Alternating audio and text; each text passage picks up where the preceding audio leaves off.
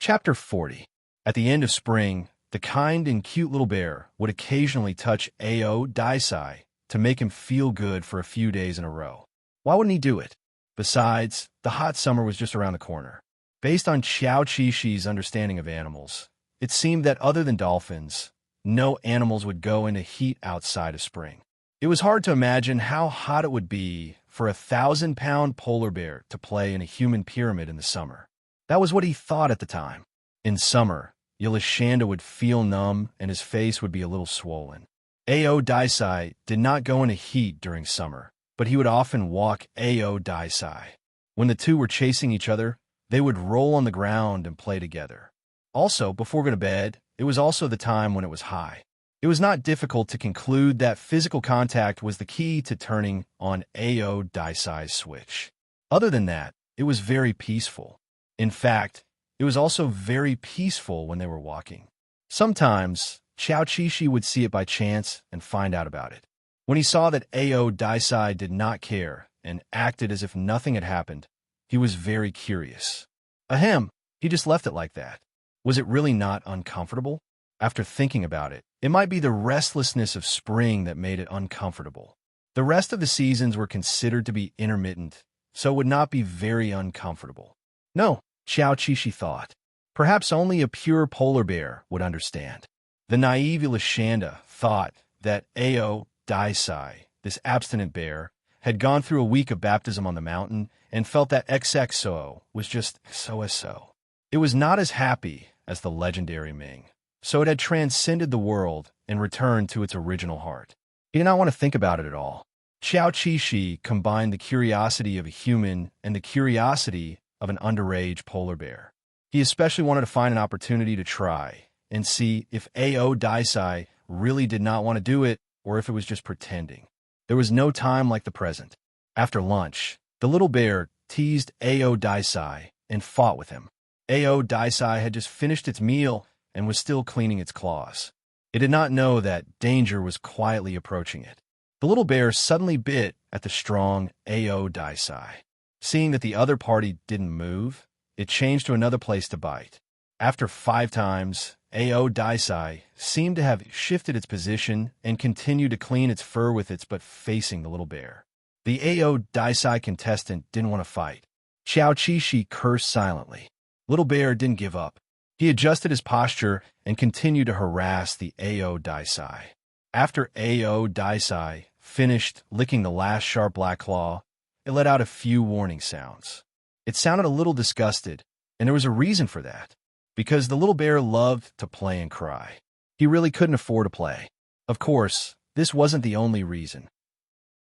The real reason might be that Ao Daisai was afraid that he didn't control his strength well enough and hurt his opponent. Xiao Qishi saw that he was unwilling to fight with her. Forget it. Fortunately, physical contact didn't have to be achieved by fighting. As the little bear that the other party liked, he wanted to have physical contact with Ao Daisai. Did he have to find a reason? Of course not. He had to be close to his boyfriend. The little bear had a belly full of evil tricks. He walked in front of Ao Daisai and lay down. He stretched out his foot that was closest to Ao Daisai and scratched the other party's big hairy leg. At this second, Ao Daisai's tongue was still licking, but it licked the air several times in a row. His gaze was focused on the little bear. His claws and mouth were seriously separated from each other. It was a bit like a little hooligan looking at a beauty on the street. At this time, the little bear scratched again. Xiao Qishi didn't know why she wanted to find out the truth. Maybe it was because he still had a yearning for knowledge. Did polar bears really abstain from sex outside of spring? Ao Daisai admired the little bear for a moment. He seemed to like such a straightforward display of love, so he quickly reacted. But that was it. Before the little bear took the initiative to rub against him, Ao Daisai was a gentleman. He didn't bully the little bear just because Ao Daisai came out. When Xiao Qishi took the initiative to touch him, he narrowed his eyes. Of course, he didn't refuse. Instead, he was quite cooperative. After that, he also launched a very enthusiastic hair cleaning service for Xiao Qishi.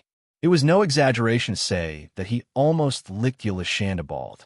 This action was enough to prove that Ao Daisai was pure and simple. He was very unrestrained. Xiao Qishi always felt that the gains didn't make up for the losses. It was better not to explore the truth casually next time.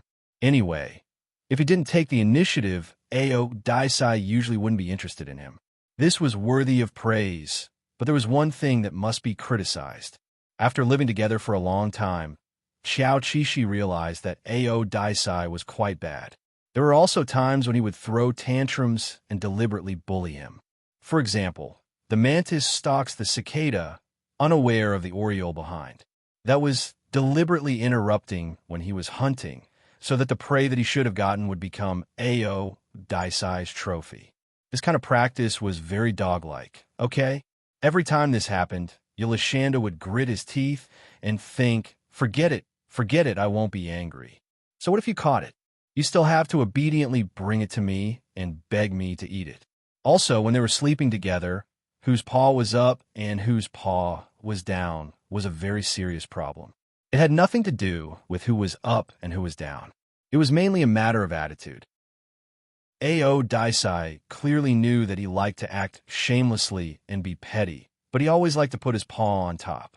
Every time he put his paw on top, Ao Daisai would press it down. Very quickly, very ruthlessly, very accurately. It was full of signs of going against him, and he didn't even bother to hide it. Ah, ah, ah, ah.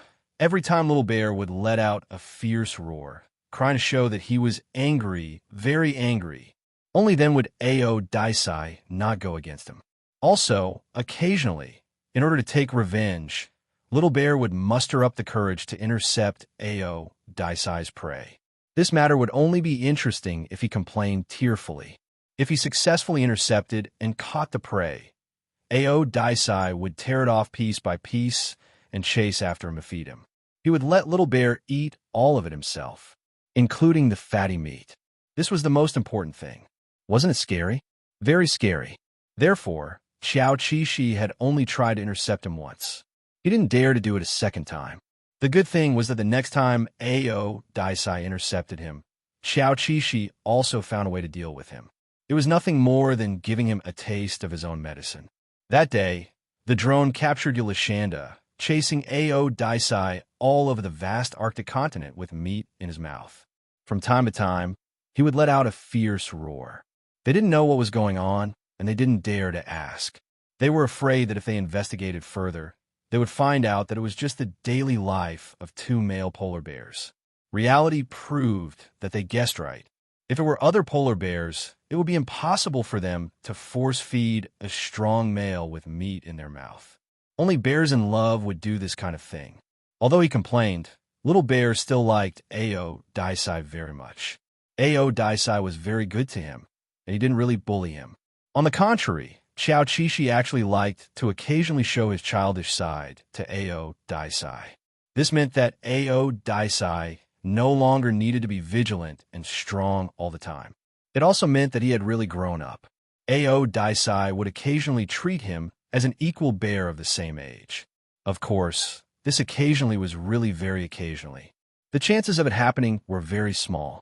As a partner, Xiao Qishi felt that he had to continue working hard. Their life in the Arctic was still going on peacefully. It seemed to be the same, and even the seal species ate the same kind of food all year round. But in fact, there were still changes, whether it was Little Bear, Ao Daisai, or the environment around him. Every day, it was quietly changing. Thinking that polar bears only had a lifespan of 30 years, Xiao Qishi cherished every day very much. If he could eat more meat, he would definitely not eat less. If he could hug Ao Daisai more, he would definitely not be stingy. The two polar bears' lives were hard but also warm. Day after day, they ate and drank. Other than the next meal, they didn't have to think about anything else, and there were no emotional entanglements or conflicts. This was mainly because they didn't know how to talk, so they didn't have to quarrel. The days passed very quickly. Yulashanda's 2.5 to 4.5 years old were unhurried and unhurried. If he wasn't careful, it would become a thing of the past. He had been quite busy in the past 2 years, mainly learning survival skills, mastering the route back and forth, and striving to be the model Arctic independent bear. Although learning these might not necessarily make him independent. If he didn't learn, he definitely wouldn't be independent. Of course, he had to learn seriously. If she were to break up with Otis one day, with his good looks and skills, she would be able to take advantage of him. It would be easy to find another home. Ao Daisai would never know that his beloved little bear had such thoughts in his heart. No, Yulishanda was just thinking about it casually. If he broke up with Ao Daisai, he wouldn't find another home.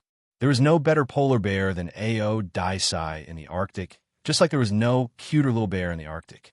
Yulishanda stood on a rock by the water and glanced at his tall and strong reflection in the water. He didn't seem to feel that there was anything wrong with calling himself a cute little bear, since he was more than 500 kilograms. At 4.5 years old, his weight had increased to about 600 kilograms, slightly smaller than Ao Daisai at the rescue station. But compared to bears of the same age, his physique was above average and could be considered outstanding. After growing up, Yulishanda was still chubby. Fortunately, in the animal world, anyone who was fat was cute. Even when looking for a partner, they liked to look for someone who was fatter. This meant that they didn't lack food and drink and had enough ability to hunt. Being in the Arctic, Xiao Qixi got rid of another kind of anxiety, muscle anxiety. In the past 2 years, Ao Daisai's weight had been increasing steadily. Other than the change in weight, there didn't seem to be any changes in his personality. This was normal for animals. When they passed the growth period and finished shaping their social image, it would continue until they were old. Even if there were changes, they were only slight changes. In the past 2 years, Ao Daisai's aura had only become stronger and more domineering. The whole bear looked more restrained. That was all. Everything else was very stable, including his feelings for Little Bear. Ao Daisai, this calm guy, loved Little Bear as much as he did in the past 3 years. Maybe this was the benefit of dating a polar bear?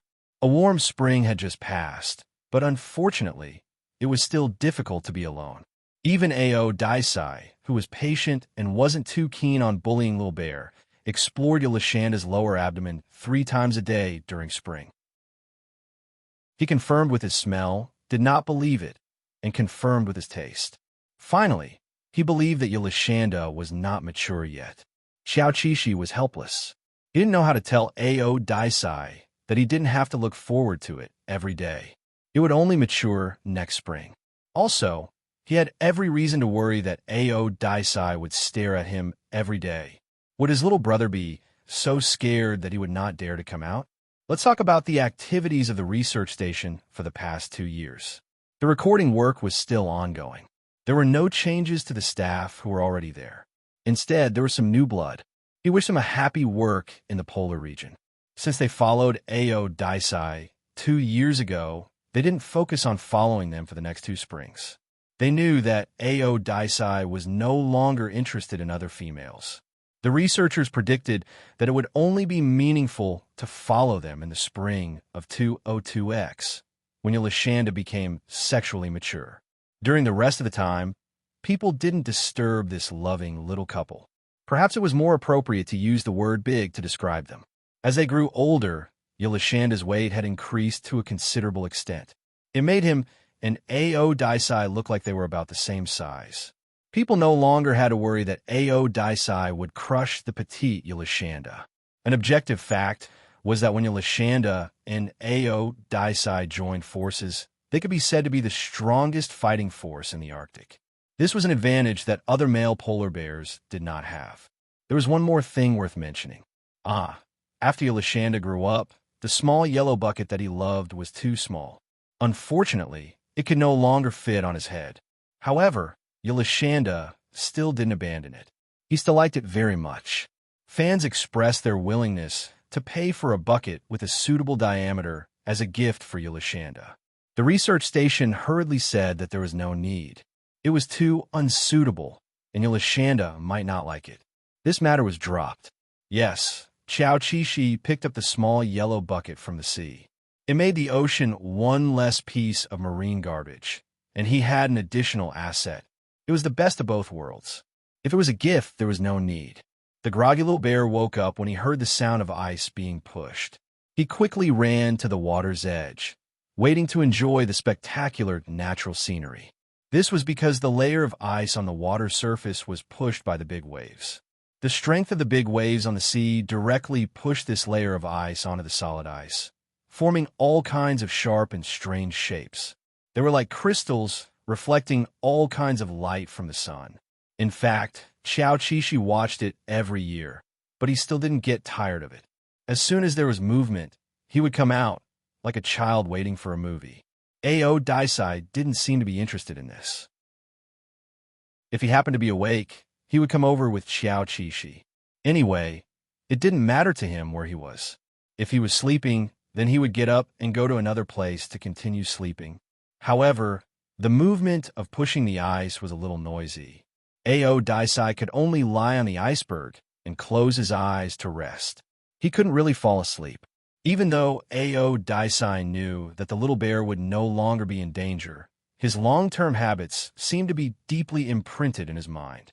So far, he still insisted on staying within a 20-meter radius of the little bear and not looking away from him, unless the little bear secretly went out to hunt, like now. After Xiao Qishi was done admiring the spectacular view of the sea, she was ready to hunt a seal. He looked at the huge figure sleeping on the iceberg and didn't disturb it. He walked away quietly. However, not long after he walked, he occasionally glanced back and saw that the big guy was following him sleepily. It looked like he hadn't woken up yet. Xiao Qishi was more or less helpless.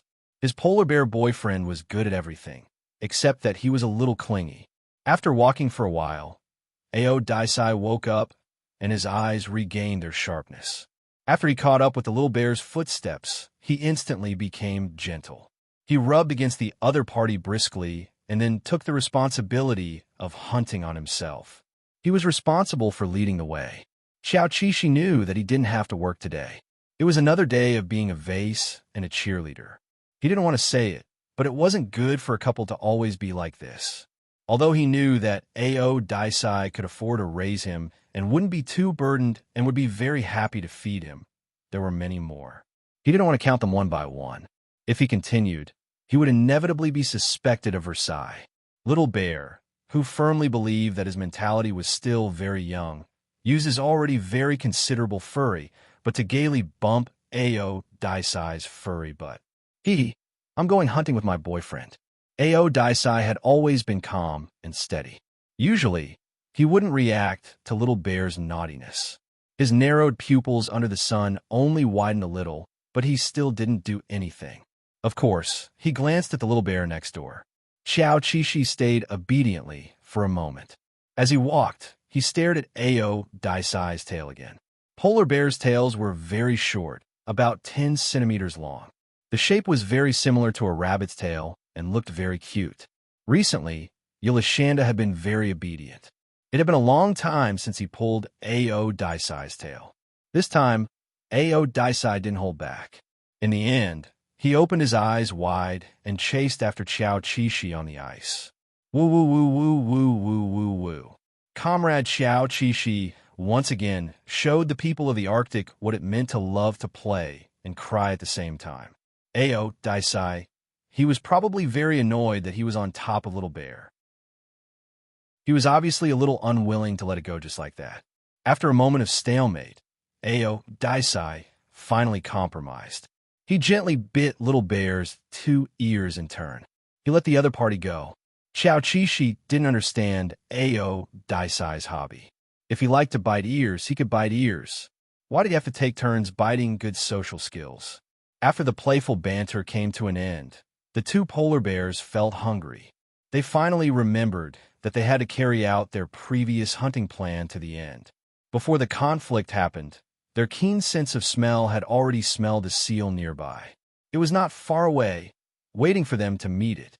Now that they stretched their necks and sniffed again, there wasn't even the smell of seal feces in the air, let alone the smell of seal. Obviously, the fat-smelling seal had slipped away. Little Bear kicked Ao Daisai. Ow, ow, it's all your fault. Ao Daisai looked around, but in the end, he still couldn't find the smell of the seal. It seemed that the seal was indeed gone. He, who had calmed down from the playful banter, shrugged his eyebrows, and licked his lips in disappointment. Xiao Qishi chose a direction and continued to walk. Based on his sixth sense, there should be traces of a seal. Ao Daisai followed Little Bear. It seemed that he was determined to intercept Little Bear's prey today. Little Bear's intuition was very accurate. After about 3 kilometers, he smelled the scent of the seal again. Ao Daisai, who was following beside him, naturally smelled it too. Xiao Qishi's heart skipped a beat. Was Ao Daisai trying to intercept his prey again? That wouldn't do. His claws were almost rusty. He used his fat body to block in front of Ao Daisai, not allowing the other party to move forward. He was not allowed to steal his prey. Ao Daisai, who was blocked, took a detour. Ow, ow, ow. Little Bear cried and blocked in front of him. Not at all reasonable. Ao Daisai couldn't do anything. Xiao Qishi put the small yellow bucket in front of him and let him be responsible for looking after it. The author has something to say. Little Bear's life is the best W today seems to be Christmas. Merry Christmas, everyone. Chapter 41. An 800-kilogram giant polar bear was sealed in an ordinary plastic bucket. If Xiao Qishi hadn't seen it with his own eyes, he wouldn't have believed it. However, Ao Daisai did compromise. He looked back 3 times and saw Ao Daisai obediently guarding the bucket. Xiao Qishi laughed secretly, but at the same time, he felt warm inside, because he knew that it wasn't Goldie who sealed Ao Daisai, but himself. No matter what animal it was, hunting was always a dangerous thing. They might get hurt and bleed, and they might never return. Xiao Qishi hunting alone in front of Ao Daisai was undoubtedly sending a message to Ao Daisai. I want a bear to charge alone, and I might never return. But you can't follow me, or I'll be angry and ignore you. Therefore, Ao Daisai couldn't be calm. It was just that the other party strongly requested it, and he had no choice but to agree. The giant polar bear seemed to be calmly watching the little bear leave. Of course, in his heart, he might be going through a tug-of-war between angering the other party and indulging the other party's willfulness. In the end, he still didn't do anything. He probably didn't want to make the little bear angry. After completely leaving Ao Daisai's line of sight, Xiao Qishi, who was worried, seemed to be able to sense Ao Daisai's worry. So he decided to end the battle quickly and bring the prey back as soon as possible to appease the big guy. Before Xiao Qishi went back, he thought that Ao Daisai might be unhappy, the ordinary kind of unhappy. But he didn't expect that Ao Daisai, who immediately rushed over after smelling the blood, would have red eyes and a strong aura of worry around him. The situation seemed a little serious. Ao Daisai was usually very introverted and rarely had big emotional changes, but a certain little bear knew very well that it seemed to have something to do with him every time. Xiao Qishi dropped her prey and ran over to hug Ao Daisai to comfort her. He stopped kissing. He had just killed a seal, and his face was covered in blood. However, Ao Daisai did not mind. He turned his head and carefully licked the blood off the little bear, which was almost as big as him. He only calmed down after he finished licking the little bear clean. Animal's emotions came and went quickly. Seeing that the little bear was safe and sound, Ao Daisai began to enjoy the spotted seal on the ground without any hesitation. Xiao Qishi also ate, but at the same time, he thought that Ao Daisai was really against him hunting. It could even cause great emotional fluctuations, which was very bad for the body. All right, then he would stop torturing Ao Daisai's little heart in the future. In fact, a polar bear's heart was not small. For a huge body like Ao Daisai, its heart was at least the size of a human head. From that day on, Xiao Qishi was very obedient and no longer carried Ao Daisai out to hunt. Therefore, during this period, Ao Daisai was in a very good mood. He could not let the little bear leave his sight to hunt alone, but he could accept little bear hunting with him. He would contribute, and the little bear would watch. Ciao, little bear. Bulsh asterisk T. It's clearly a 3-to-7 split. This division of labor was very suitable. It would not tire Ao Daisai too much, and it would not make Xiao Qishi's claws useless. He felt that the breaking in progress had improved a little. It was just a matter of time before they became soulmates. During this summer's southward migration, Xiao Qixi obtained the right to lead from Ao Daisai by acting spoiled. He was the one leading the way throughout the entire process. Let's see if he, who had traversed this route so many times, had turned from a piece of scrap metal to a piece of bronze. Swimming was different from hunting. Ao Daisai did not seem to be worried, because he was always by their side. If something were to happen, he would be able to correct it in time. The drone had also captured the situation of the two polar bears migrating southward this year. Oh, I see that Yolashanda is actually the one leading this year. This is too shocking. Hashtag this summer. Yolashanda is leading the southward migration hashtag. Clap, clap, clap. I hope Ao Daisai doesn't get brought to the shark-infested waters. Facepalm slash, facepalm slash, facepalm slash, really? Yolashanda has grown up. He's actually the leading bear this year? Ao Daisai sure dotes on him.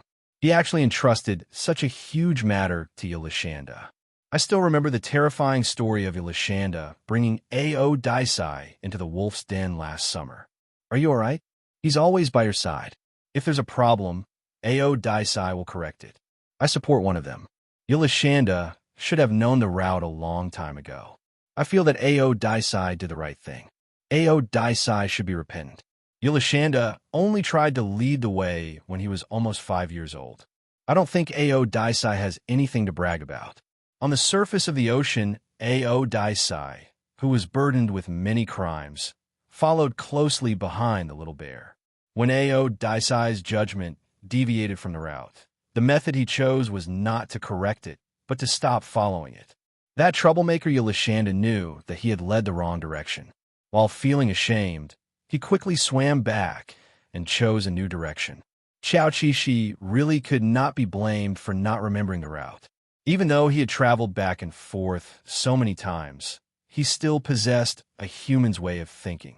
This meant that he was destined to doubt whether his memory was correct and would experience hesitation and difficulty in choosing. Pure wild polar bears did not have this kind of problem.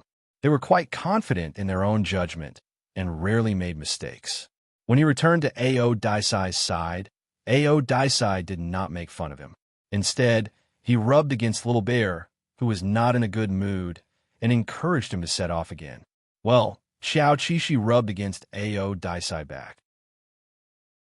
In fact, the annoying drone was the reason he was depressed. He looked up. He really wanted to send this thing back to its hometown, but he could not do it. Little Bear, who had two faces, could only whine and beg. Please delete the record of me swimming in the wrong direction, please. Xiao Qixi's humble begging did not receive any pity from the staff. His performance during this southward migration was repeatedly watched countless times. The most outrageous thing was that the scene of Yolashanda swimming in the wrong direction and being corrected by Ao Daisai was cold-bloodedly edited by the staff. A total of 8 mistakes were made into a 5-minute video. Not long after, this video became Yolashanda's most viewed work. Xiao Qixi, something is wrong with you guys. Ao Daisai, who loved Little Bear, was still so calm, as if Little Bear's 8 mistakes were not worth his attention.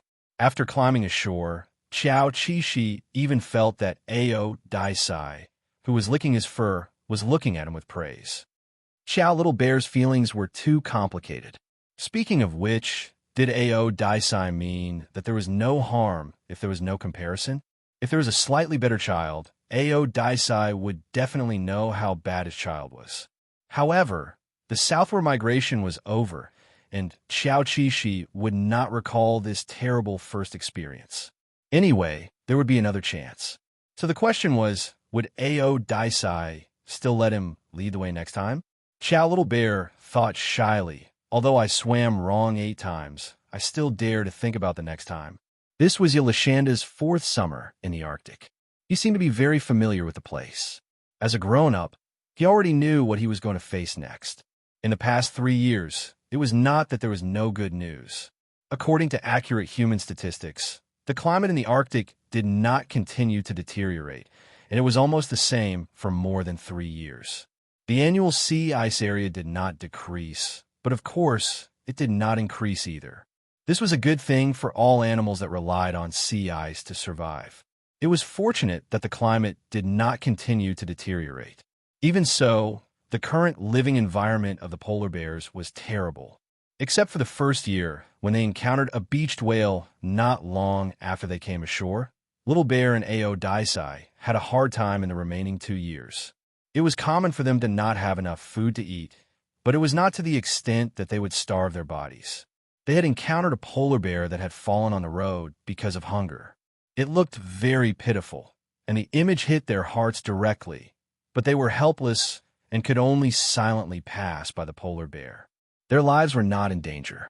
Aodicei had found a fixed place to spend the summer in the past 2 years, and it could meet their basic needs. Yulashanda had always been thinking about the cabin, but they did not go there last year or the year before. As for the reason, it was very simple. It was because the owner of the cabin had learned his lesson.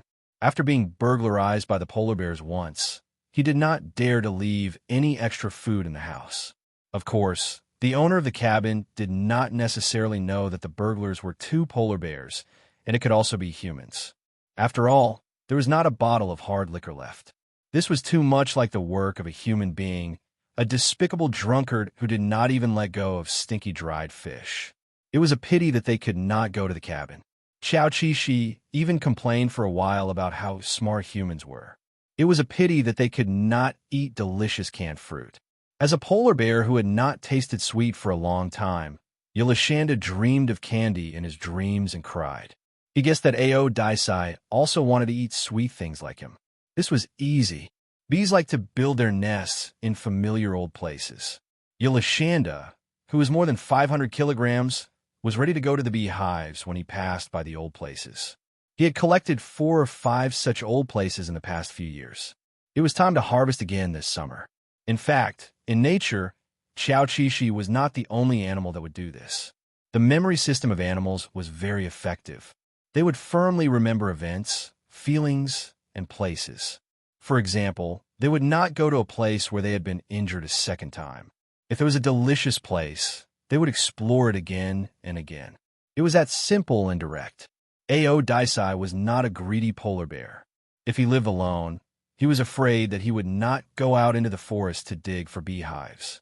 Digging for beehives and the domineering Aodicei did not match. Of course, he did not let him do it now. Little Bear would bring back the spoils of war to share with him. The 2 polar bears enjoyed the sweet taste and the inevitable scene of licking each other. Just next to the bush, the snatch bees were still circling around. Today was different. Yulashanda was no longer afraid of being stung by bees. After he grew up, bees could not sting him at all. The sticky honey inevitably stained his mouth, chest, and claws. However, Aodicei licked Yulashanda's lower abdomen. Yulashanda kicked the polar bear's face away for no reason. What was he doing? Otis took a step back to avoid being kicked. This was because Little Bear was no longer the same Little Bear as before. If he was kicked by Little Bear's foot, he would definitely die. If he was kicked, it would more or less hurt a little.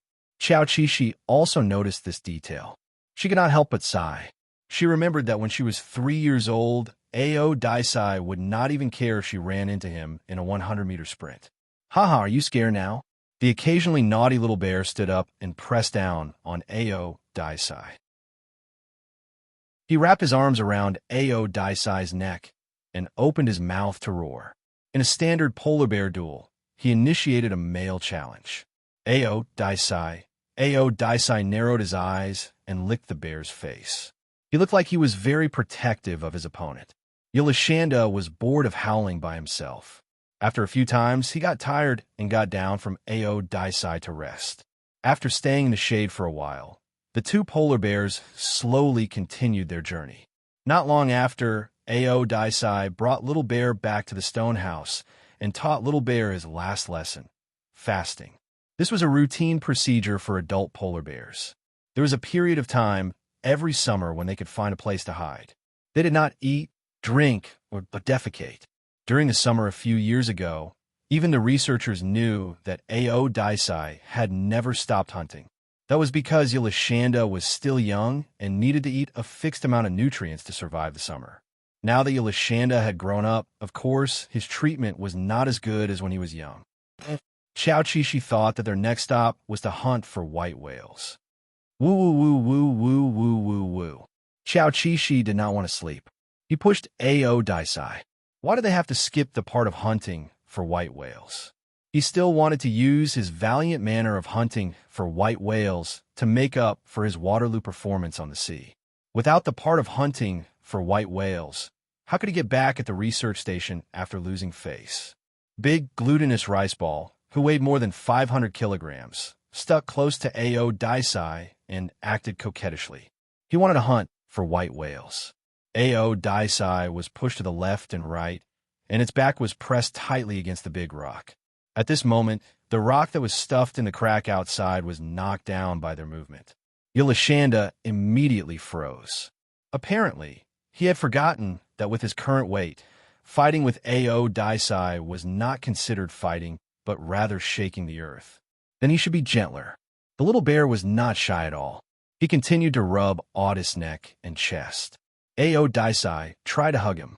Although she couldn't hug him tightly, she still doted on him. Roar! He pretended to roar and warned the little bear to sleep quietly. Yolashanda tried his best to express himself and let the other party know that he did not want to be arranged to sleep in the stone house. Go out and have fun. Let's catch the white whale. Otis was too lazy. Even when it came to eating kelp, it liked to eat bundles of kelp that were sold by the roadside. Ao Daisai pressed the head of the coquettish little bear with his broad paw and placed it on his chest, just like how he used to coax the little bear to sleep when he was a child. He licked his ears while he was at it. He licked twice and took a bite. He was in a good mood. After half an hour of talking, he realized that Ao Daisai was actually playing dumb. The other party was very smart when he understood the little bear's intentions. When he did not want to agree, he would play dumb. This was what Xiao concluded. He accepted the fact that Ao Daisai would not take him to catch the white whale. Then why were they still sleeping together? Wasn't it hot? Yolashanda sensibly rolled to the other side to sleep. Because of the limited space in the stone house, even if he slept against the wall, he was still very close to Ao Daisai. Ao Daisai carefully leaned over and found a comfortable position. Satisfied, he leaned against Xiao and began to sleep.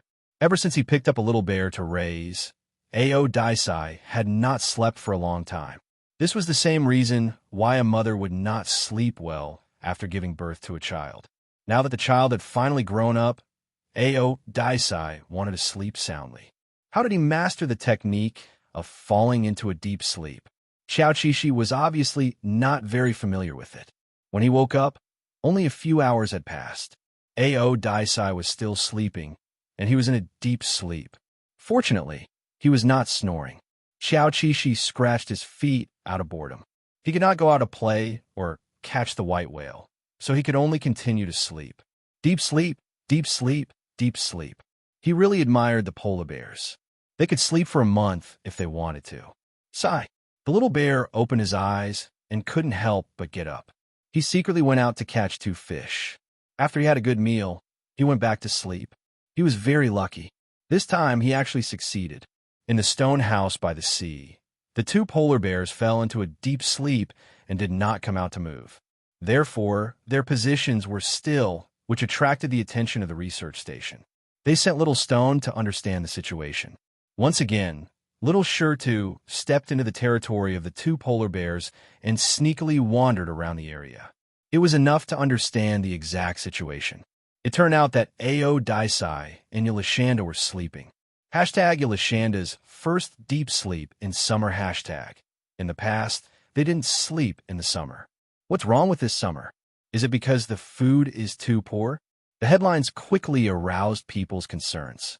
No, this is a common practice for polar bears. As long as they can afford to use up their fat, it's nothing. Laughing and crying.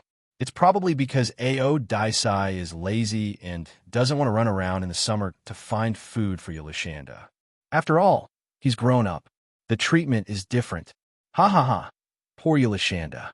In fact, Xiao Qishi felt that it was good for him to sleep with Ao Daisai because they could afford to use up their fat.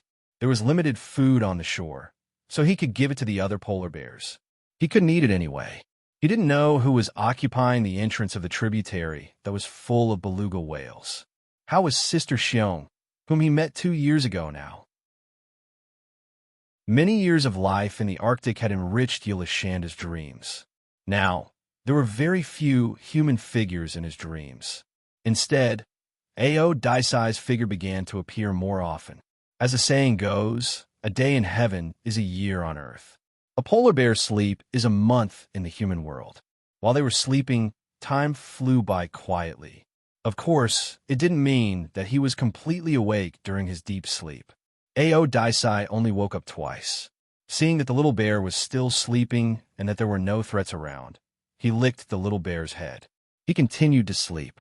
This was the same as a mother taking care of a child.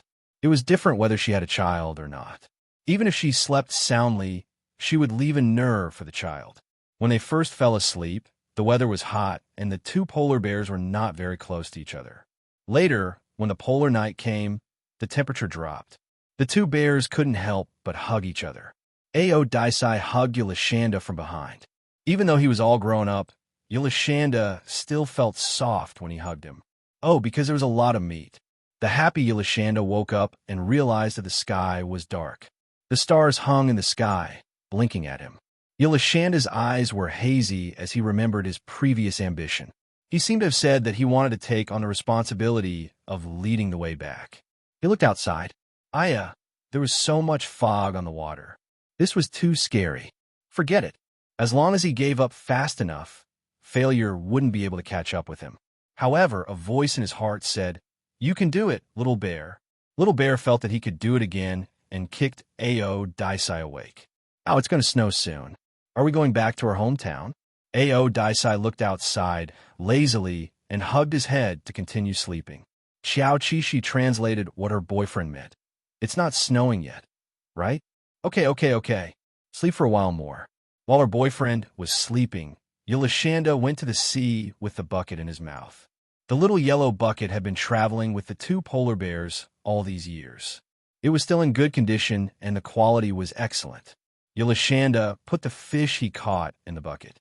After accumulating enough fish to fill the bucket, he happily brought it back to the stone house. As a surprise gift for her boyfriend, she hoped that he would like it. Ao Daisai smelled the fish and opened his eyes. He came out and stretched. When he received Xiao Qishi's gift, which was a bucket full of fish, he stared at it for a long time, as if asking, "Is this for me? Is it really?" Her dumbfounded expression was too cute. Xiao Qishi, yes, it's for you. Eat one." After more than a month of sleep, he was very hungry now. It was impossible for Ao Daisai not to want to eat, but he didn't eat the bucket of fish that was given to him first. Instead, he pressed on Yulashanda and rolled on the beach happily. It was as if the first thing after waking up was not food, but being intimate with the little bear was the most important thing. Xiao Qishi clearly felt Ao Daisai's enthusiasm. After being happy, it was not time to eat the fish. Ao Daisai calmed down and carefully licked the little bear that had just come up from the sea.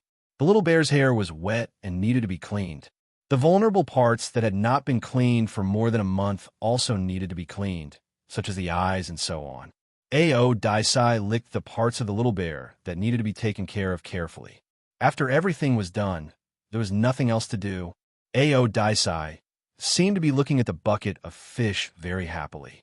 Finally, he ate gracefully and took a fish inside. He ate while Xiao Qishi looked at him in a good mood.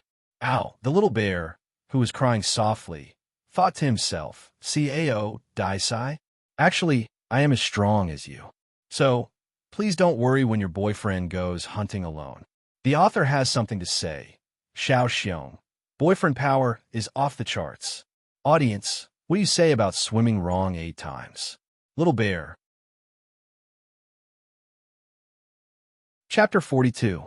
After sharing the food in the buckets one by one, the two polar bears were not satisfied. This was normal. The sea fish was just a snack to satisfy their hunger after sleeping for more than a month. The taste was still very good. At this time, Xiao Qishi looked at Ao Daisai to see if he had lost weight after sleeping for more than a month. The answer was yes. Even if the consumption of the body was minimized during sleep, he was still a little thinner. This phenomenon would be more prominent on other polar bears. As the two bears with the larger base weight, they could afford to consume it. However, O Daisai might have been distressed that Little Bear had become thinner. After eating Little Bear's gift, he caught more sea fish. For the next few days, they stayed in the bay to rest. Then, just like in previous years, they walked slowly along the coast to the cliffs suitable for the sea. The polar bears were always so calm. It was hard to tell that they were running as fast as flying. As Xiao Qishi had left her footprints all over the place, she was now familiar with the route.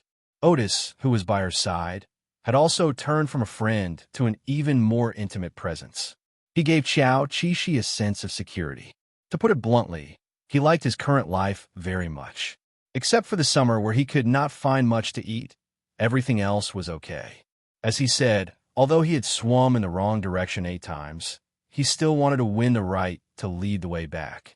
It could only be said that Ao Daisai really indulged him and continued to let him swim in front without any objection. In the middle of the night, there would be no more drones spying on them.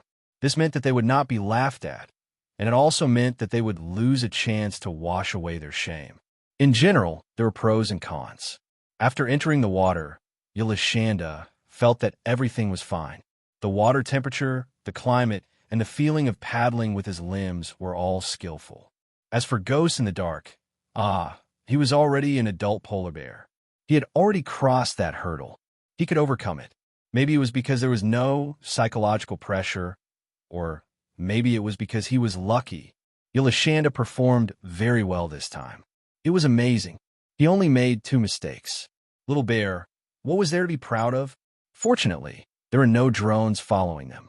Otherwise, it would not be washing away their shame, but adding to their dark history.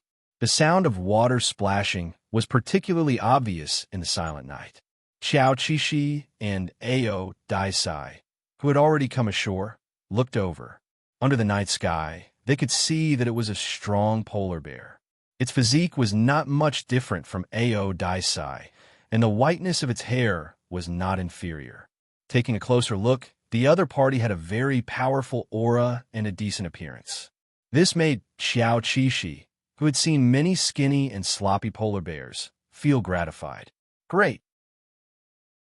Finally, she could see a more fleshy polar bear after summer. This meant that some polar bears, like them, were able to survive in the summer. Chow chow chow, chow chow, chow chow chow chow, chow chow chow, chow chow. The upright polar bear that was being peeped at by Little Bear came ashore and shook off the seawater on its body. Then, it seemed to sense the gazes from nearby. Chow chow chow chow chow turned to look at Little Bear. Of course, he did not see a little bear. Instead, he saw a white and cute subadult male polar bear. Its body exuded a faint masculine scent. It was in sharp contrast to the adult polar bear next door, which had a strong and aggressive scent. The polar bear looked at Xiao Qishi a few more times and glanced at Ao Daisai. He did not like Ao Daisai's strong aggressiveness. What he liked was the subadult polar bear next door. Thus, his gaze returned to Xiao Qishi. Some male polar bears did not discriminate against the same sex. They would even approach and express their willingness to become companions when they met on the road. For example, Ao Daisai and Yulashanda had also become familiar with each other. The male polar bear nearby was very likely one of the polar bears that did not discriminate against the same sex. Seeing that the polar bear was staring at Xiao Qishi, Ao Daisai's reaction was very obvious. He walked directly in front of Little Bear and used his huge body to hide Little Bear. However, Little Bear was very curious. It was rare to meet a handsome polar bear. He excitedly poked his head out and continued to look at the other party. Little did he know that his gaze was also a sign of goodwill. It seemed that the next step was to come over and sniff each other's scent. If Ao Daisai had not been in the middle, the polar bear would have probably walked over to him. Now that Ao Daisai was in the middle, the polar bear could only stop in place and try to wait for the little bear, who was also curious about him, to come over. Xiao Qishi, of course, did not know that the polar bear was waiting for him. He was purely curious. Gradually, the air was filled with a strange atmosphere that surrounded the three male polar bears on the ice. Ao Daisai, who was originally just wary of the other party harming Yalashanda, narrowed his eyes and suddenly became sharp. His whole body exuded a strong hostility towards the male polar bear that was unwilling to leave. It was very, very strong. Xiao Qishi, who was hidden behind, quickly felt Ao Daisai's strong dissatisfaction. However, that strong dissatisfaction was not directed at him, but at the polar bear that he had met by chance. Why was this? Usually, Ao Daisai would not be like this. If he met other polar bears by chance, he would lazily choose to ignore them, unless the other party took the initiative to provoke him. At this moment, the other party did not roar or attack. He just looked at him. What's wrong? Ao Daisai's temper has grown. Now, he can't even look at him? Is he so arrogant? Xiao Qishi was not keen on fighting. He continued to watch the battle curiously, thinking that if Ao Daisai was really going to fight with the other party, he would extinguish the fire in advance. They were all endangered animals. What was there to fight about? Fortunately, the polar bear on the opposite side did not seem to be that obsessed with Xiao Qishi. At the same time, when he had just come ashore and was still hungry, he felt Ao Daisai's fighting spirit. He did not want to fight, so he only hesitated for a moment and then left. Xiao Qishi did not know what had happened until the polar bear left, and it was very likely that he would never know that he had been interested in a polar bear other than Ao Daisai. However, Ao Daisai, who was so handsome in the Arctic Circle, mercilessly blocked his peach blossom. It was worth mentioning that although the polar bear's ability to process information was limited, they had an extremely sensitive and outstanding processing ability in two aspects. One was food, and the other was a mate. If these two were not touched, everyone could turn a blind eye to it and live in peace. But once these two were touched, it seemed that only one of them could be resolved. Perhaps for Ao Daisai, it was not necessarily impossible to steal his prey, but coveting the little bear that he had painstakingly raised was definitely not okay. Ao Daisai took the little bear and walked in the opposite direction of the polar bear. It was not until they walked quite far away and could no longer smell the bear's breath that Xiao Qishi felt Ao Daisai's murderous aura gradually disappear. He was so angry. Could it be because he had met a well-matched opponent? That cannot be right. Xiao Qishi recalled the polar bear. In fact, it was not well-matched. The difference in strength between the two sides was quite obvious. At least, Xiao Qishi could tell at a glance that Ao Daisai would definitely win if they fought. Ao Daisai's state returned. As usual, he rubbed the little bear affectionately and focused on looking for seals. He did not know if it was a coincidence, but when they were eating seals on a piece of sea ice, the male polar bear appeared again. Xiao Qishi looked at him curiously. At the same time, he was a little worried. Just now, they were just looking at each other, and the atmosphere was so tense that they almost fought. At this moment, it was even more sensitive. He looked at Ao Daisai. Sure enough, Ao Daisai had stopped eating. There was still blood on his mouth. His entire body was tense as he focused all his attention on the intruder. If this polar bear that had invaded the safe zone simply wanted to snatch food, Ao Daisai usually would not care much. At most, he would roar a few times to scare the other party away. But this one had a different goal. The other party's goal made Ao Daisai furious. The strong dissatisfaction caused him to change his lazy temperament and want to tear the other party apart. The first time was fine, but this polar bear should not come again. Ao Daisai threw down the food, and Xiao Qishi turned around and slowly walked towards the polar bear with his thick limbs. Xiao Qishi did not want him to fight. Seeing this, she became worried. She also put down the food and followed him. Ao Daisai, who originally wanted to fight, quickly realized that little bear was following behind him. In an instant, his movements hesitated, and his majestic aura suddenly stopped for a moment. It seemed that he was having a hard time deciding between taking care of his child and fighting. Xiao Qishi stuck close to the angry Ao Daisai, not allowing him to fight. In order to stop Ao Daisai from fighting and not show his coquettish side in front of the polar bear, Little Bear bit Ao Daisai's body subtly. The strength was neither light nor heavy, and it served as a perfect reminder. Little Bear's soft body was sticking to him and biting the side of his neck. Ao Daisai inevitably thought that he was afraid of fighting. He quickly suppressed his unquenchable desire to fight.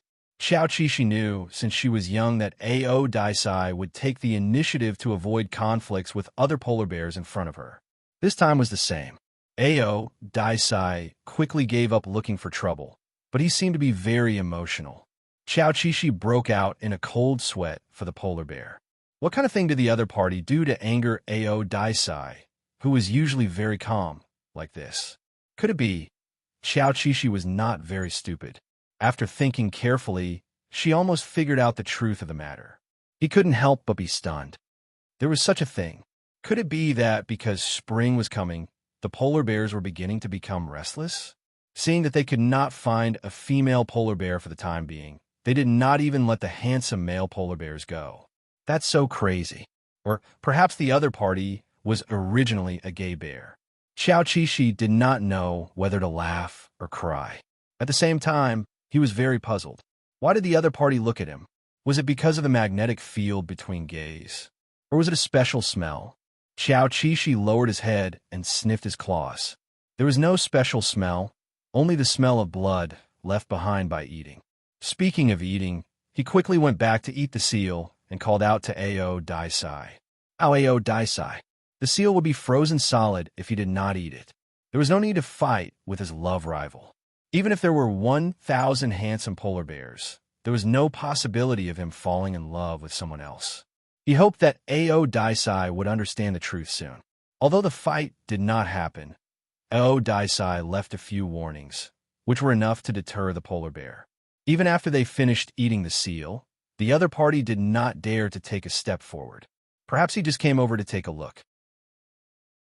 What Xiao Qishi did not know was that the other party was indeed attracted by a special smell, and this special smell came from him. As his body matured, Ao Daisai, who was with him every day, did not feel it clearly. The gay bear, who happened to appear occasionally, smelled it immediately and liked the smell. As spring approached, the special smell belonging to Xiao Qishi would become stronger and stronger.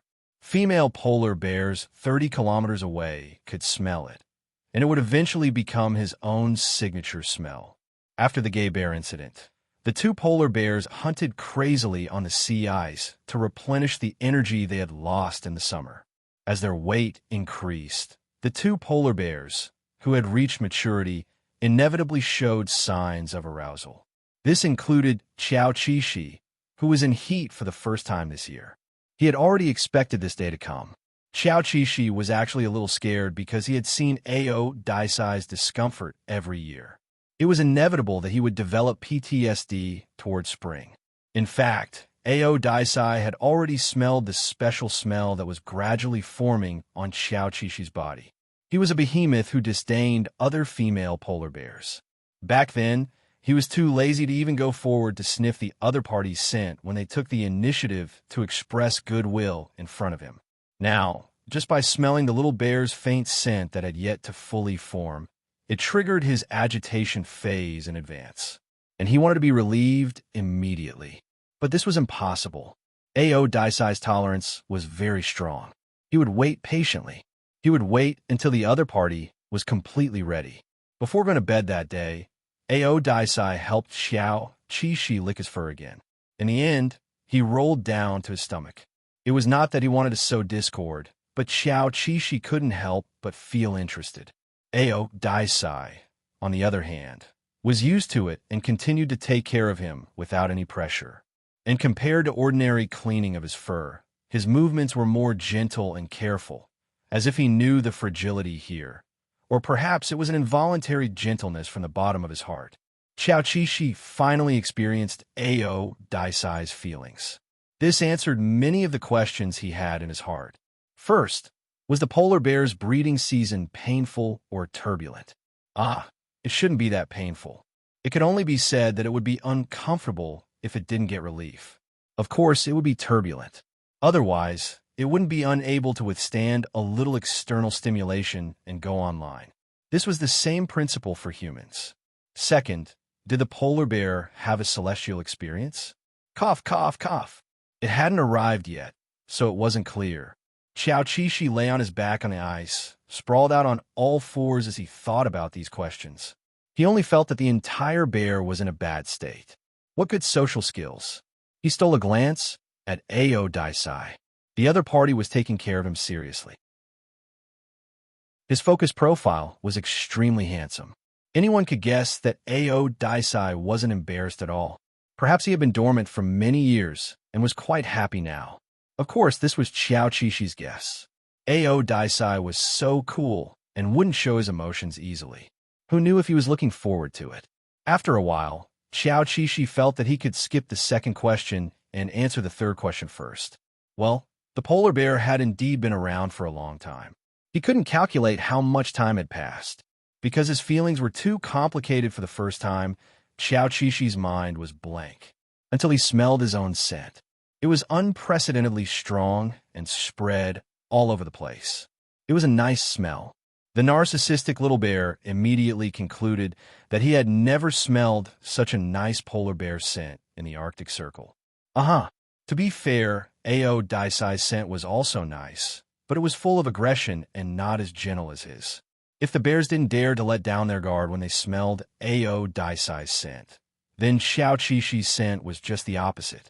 His scent was sweet and easily attracted the polar bear's attention. Ao Daisai cleaned up the mess before little bear's scent spread out.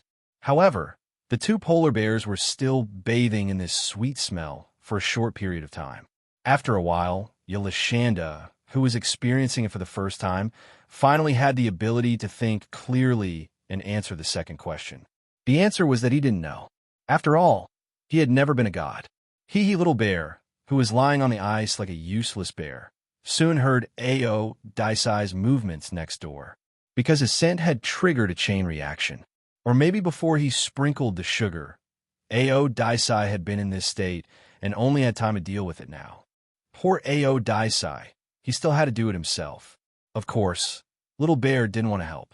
He couldn't even lift a leg now. Although he felt a little guilty, he didn't ask Ao Daisai to help him. Ao Daisai was willing. If they could communicate, Xiao Qixi hoped that Ao Daisai wouldn't cause such a big scene every day. He wouldn't be able to keep up with the nutrition. Unfortunately, Ao Daisai wasn't willing. The other party would take the initiative to take care of him every day. Although it wasn't 3 meals a day, it was definitely fixed. Xiao Qixi, who was originally calm, couldn't even live a pure life. Ao Daisai, who had raised him, always took special care of him. Spring hadn't officially arrived yet. If this continued, Xiao Qixi couldn't help but worry that he would become the first polar bear in the Arctic. That would be too funny. The happy little bear made up his mind. Tomorrow, he would definitely not let Ao Daisai have the chance to steal his nutrition. As for today, he would forget about it. His fat waist was already soft. He couldn't do a carp flip or kick Ao Daisai away. No matter how much he resisted, it would be useless. He might as well enjoy it one more time. He would definitely reject it next time. Before going inland, Ao Daisai's daily routine was to catch seals and feed Little Bear. He would fatten himself and Little Bear up and store enough fat before going up the mountain. There was only one thing left. Gay Little Bear, taking advantage of Little Bear.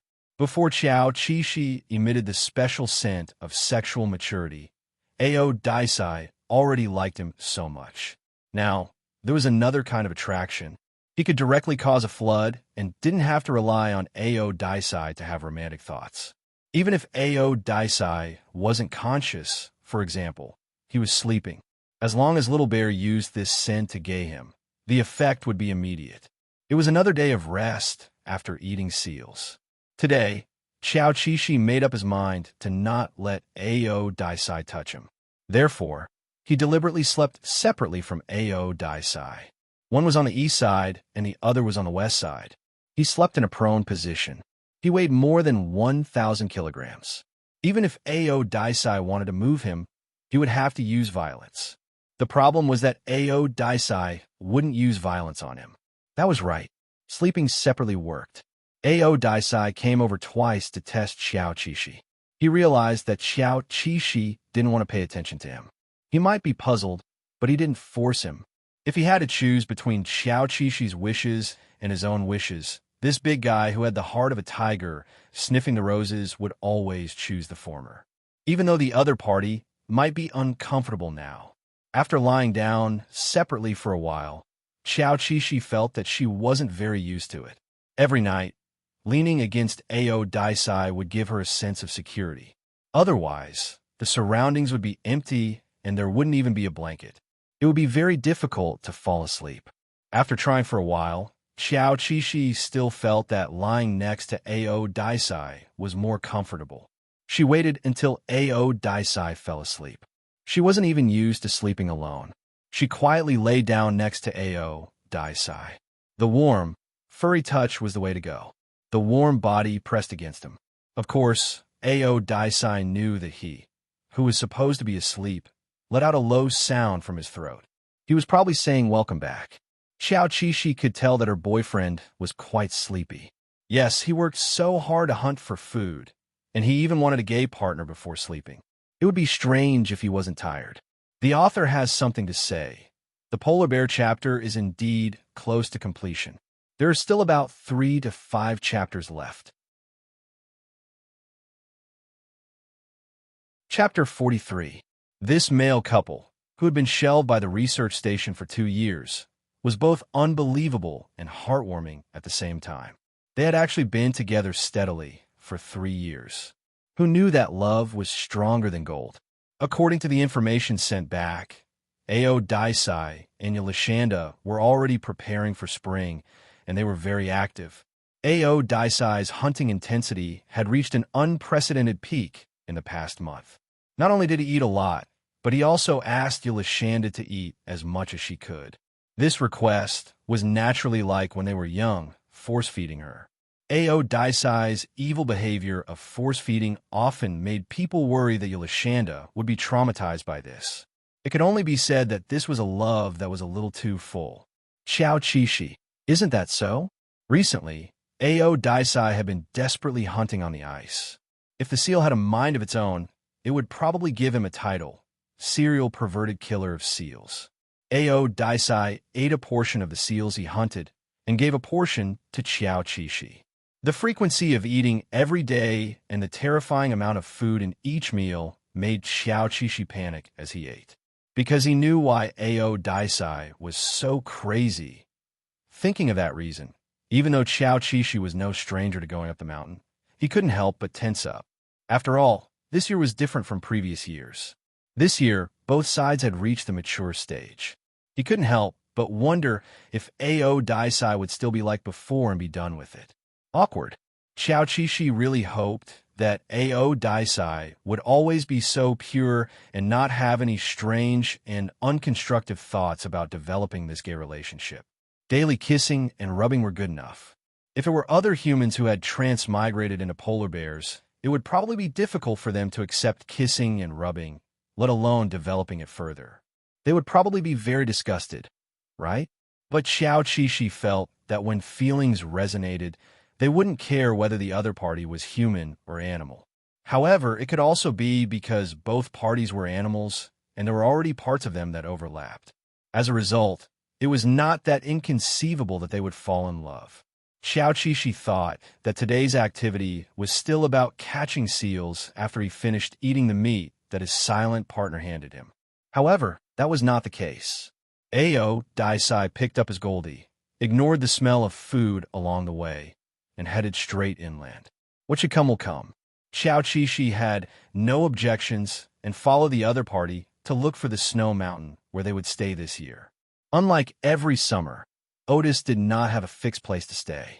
It seemed like Otis did not like to spend the breeding season in the same place every year.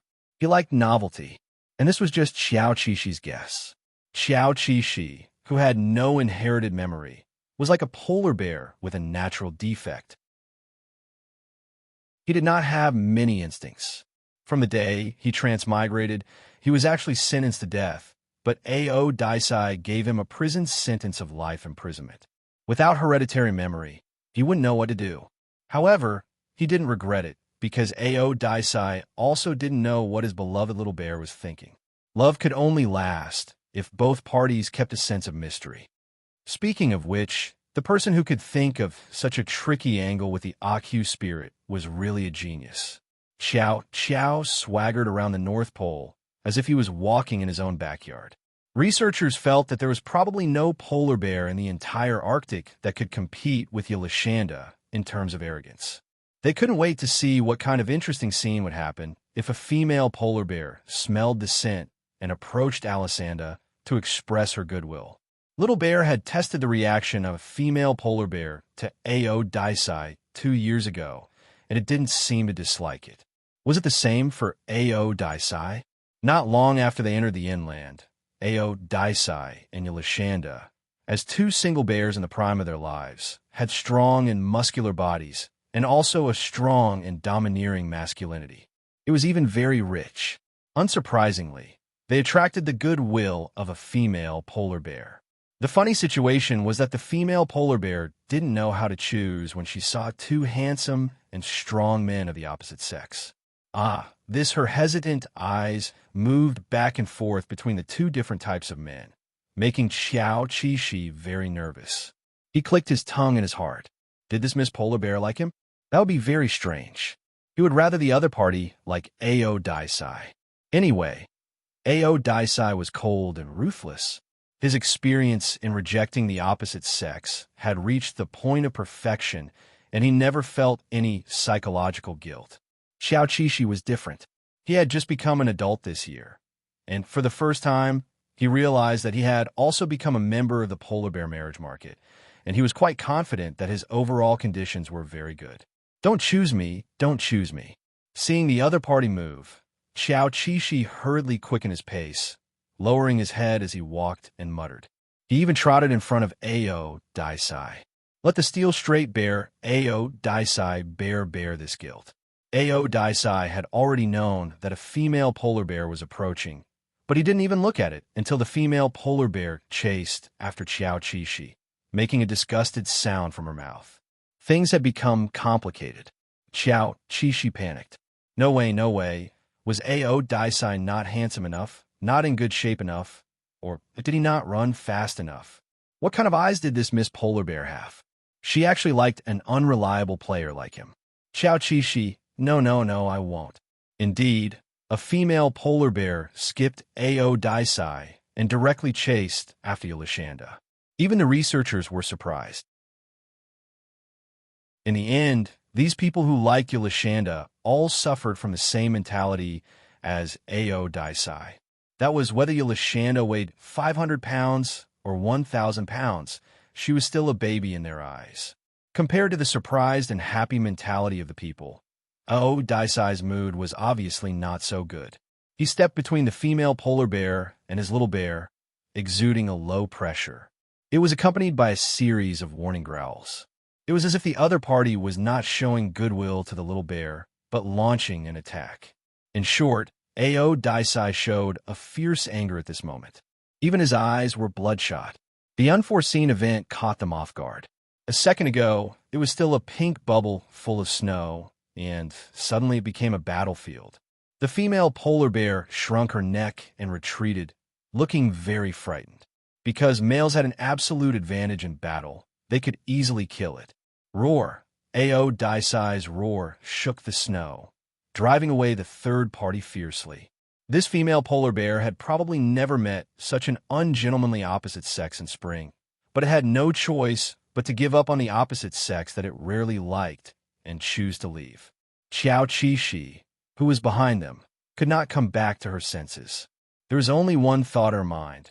A.O. Daisai is so fierce. Even her boyfriend is afraid of her. At the same time, she was a little ashamed. 2 years ago, there were many love rivals who blatantly tried to steal her, and Xiao Qixi was happy to see that. Jealousy, there was no such thing. Along the way, Ao Daisai fiercely drove away one pursuer after another. Some pursued him, and some pursued Xiao Qishi. The ratio was 3-7. Xiao Qishi, bullshit, it's clearly 50-50. The female was fine. Ao Daisai only chased her away. One of the males pursued Xiao Qishi and was chased by Ao Daisai for 2 miles. Facepalm. In short, the road up the mountain was strange and winding. But wasn't this a normal phenomenon? 2 high-quality diamond single bears would definitely have more pursuers added together. Perhaps this was a reason why Ao Daisai was slightly irritable. Every time he stopped to rest, he couldn't help but nudge Xiao Qishi's stomach to get a little relief. Xiao Qishi was already an adult and would ripple when nudged. Since he wasn't the kind of person who cared about social affairs, he would use an academic attitude to explain what it was like to be a polar bear during that period. Oh, innumerable little ants carrying little torches were crawling chaotically in his blood, in his bones, in his heart, and in his brain. It was itchy and hot, stimulating his brain and making him want to do something in order to achieve the goal of relief. It was definitely uncomfortable, but if he stuck close to Ao Daisai, it would shamefully produce a trace of pleasure. Trace after trace accumulated, and it was enough to form heavy breathing and roars. But that was it. Ao Daisai didn't seem to have learned how to be a real hooligan. The 2 polar bears were limited to stacking human pyramids and sticking to each other. What a silly boyfriend that was easy to satisfy. Every time they helped each other, Xiao Qishi would think with emotion. No matter how irritable and unhappy Ao Daisai was during the journey every day, he could always adjust before he went to sleep. Because no matter how gloomy and unhappy he was, all he needed was a kiss from Yolashanda, and it seemed to be able to coax him back into being. This time, the snow mountain that Otis had chosen was a little far away. Climbing up the mountain almost cost Joe's life. Sometimes the amount of exercise that he could do in a day was limited to sleeping, turning around, and waking up for a meal. How was it? Cool enough, right? Didn't he look a little like the legendary polar bear of the generation?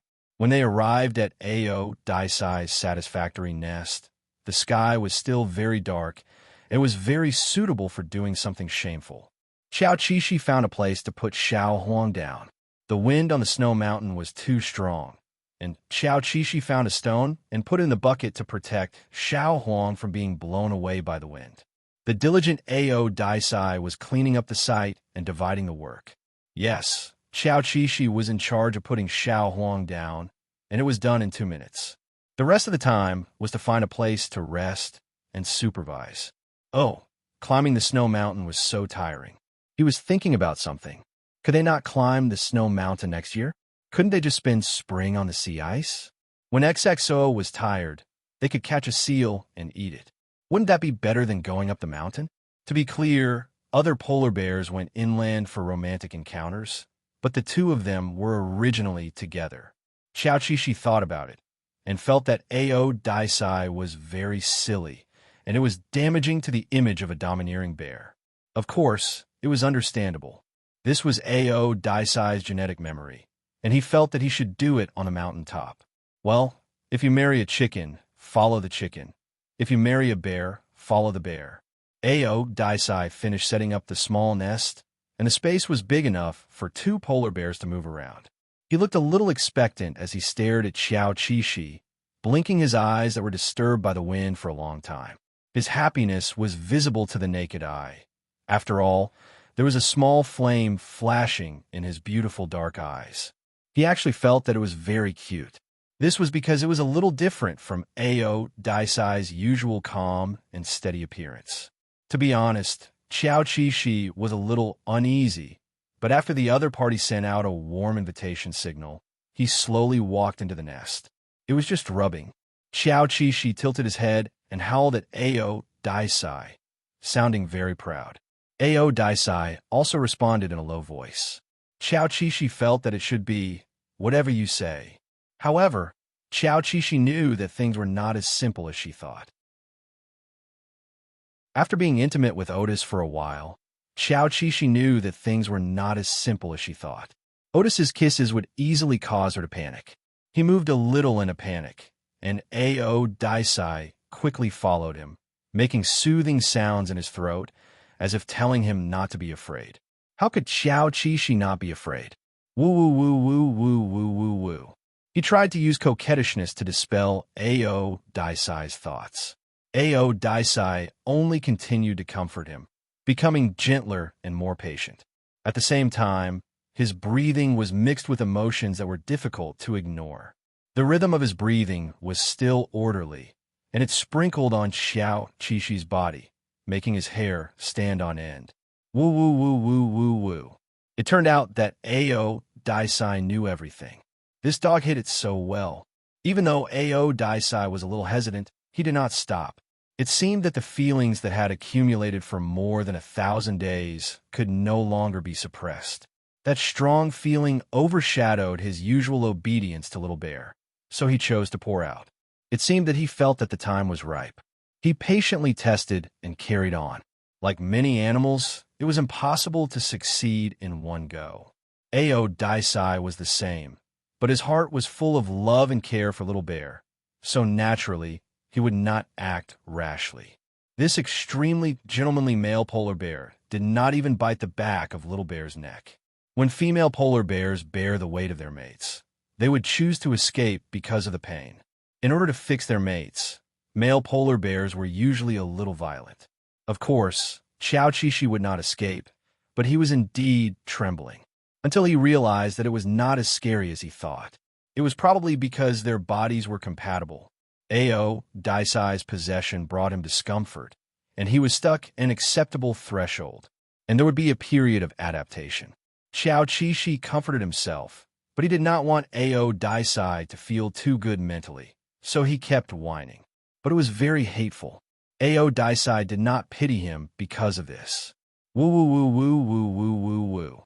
The cold wind on the top of the snow mountain blew, mercilessly covering the delicate sound from a nest. What Xiao Qixi did not know was that the dog in his heart, Ao Daisai, was not even half as dog as other male polar bears. During a tryst, the chances of female polar bears getting injured were not small. If Xiao Qixi had personally experienced the rudeness of other male polar bears, he would know how good Ao Daisai was. Very good, very good. But it was inevitable that he would occasionally be affected by his feelings. It was also inevitable that Yolashanda would occasionally cry very loudly. Ao Daisai could not really be considerate at this time and comfort Yolashanda like a human, but he did a lot of things that he should not be able to do. He gently bit Yolashanda's ears and cheeks. His actions could be called gentle, even though his breathing was so heavy. Under the influence of each other's scent, Yolashanda's situation gradually became similar. When he really invested in this intimate relationship, it was undoubtedly the best response to Ao Daisai. An emotion stronger than pleasure spread in Ao Daisai's heart. Perhaps he could not understand more, and he could not use words to let Yolashanda know what he was thinking. However, his every move always conveyed his passionate love at a glance. This kind of love was also accompanied by a terrible and excessive possessiveness. When intertwined with each other, it would be pleasant and uncomfortable. When he understood that this was the price that he had to pay, Yolashanda could also be a little more accommodating. Woo woo woo woo woo woo woo. The feeling that the little ants holding the torches were about to climb to their destination made Yolashanda panic. Ao Daisai's actions could also move him. It was quite incredible, but it was not that surprising. This kind of thing, it was nothing more than an influence from the senses. When all the senses were focused on this matter, all the feelings that should be felt would naturally come. It was impossible to be indifferent. After some time, Ao Daisai lovingly bit Xiao Qixi's neck. This part was almost gone, so Ao Daisai could not bite the bone. It was all meat in one bite. The aggressive smell mixed with the sweet smell spread in the nest, and the two tall snow-white polar bears slowly calmed down. Ao Daisai seemed to know that he was too heavy, and he did not delay to reduce Xiao Qixi's burden for a second. He could be called the best boyfriend in the world, and he no longer cared about himself, but focused on exploring Little Bear's secrets until the air was full of Little Bear's scent. Ao Daisai used his own way to quickly remove these scents. He did not seem to want the other polar bears to smell even a trace of Qiao Qishi's scent. Qiao Qishi, who used to feel tired just by rubbing, experienced tiredness x3 this time. Almost at the moment Ao Daisai left, all the muscles in his body entered a state of suspended animation. He could no longer muster up any strength. Sleepiness attacked the charming little bear, who had just successfully reached the base, but in fact, he did not seem to have done anything. The one who did the work was the boyfriend. So it was clearly Ao Daisai who was more tired. However, Ao Daisai meticulously dealt with the aftermath, and there was no sign of fatigue. Just like the other party in the past, he was full of energy. Qiao Qishi did not know if it was because he was a noob, but even if it was, he did not want to care. Now he just wanted to close his eyes and sleep. At the same time, he wanted to digest the shame in his heart. Before he fell asleep, a sentence repeated in his mind, do it, really do it, and Ao Daisai. Bastard Ao Daisai. Why did he learn to do it without a teacher? Did the other party peek at other polar bear gay couples getting on the bed? This was very despicable. He did not bring the little bear. Qiao Qishi fell asleep with his imagination running wild. During this period, Ao Daisai had been very busy. He cleaned up the little bear's body. Even after repeatedly cleaning it, he still could not stop licking it lovingly and occasionally looking at it. Although there was not much expression, slowly, this gentlemanly behemoth began to tidy himself up, never allowing himself to be sloppy. After an unknown period of time, Ao Daisai also decided to sleep on the little bear's legs. To Otis, the previous spring sessions were just a relief for him. This time, however, it was the first time that they had truly bonded. This was what he had always longed for. In the wild, the photographers who were always paying attention to this place hoped to see a Lashanda come out to take a breather. Unfortunately, they did not see it, and it was inevitable that they would worry. These two male polar bears were in heat. What were they doing in their nest? If Qiao Qishi knew their doubts, he would definitely be speechless. What else could two male polar bears in love be doing in their nest on the top of the snow mountain? Of course, they were doing something that everyone knew. Ao Daisai's next performance made Qiao Qishi full of regret. If he had known earlier, he would have eaten more seals. Before going up the mountain, he would have lost weight if he continued like this. But he did not regret it yet. After waking up, he found that his body was clean, so the faint shame that had not yet disappeared became 100 times more satisfied. Ao Daisai was really a good boyfriend. Qiao Qishi lifted his paw and lazily licked it.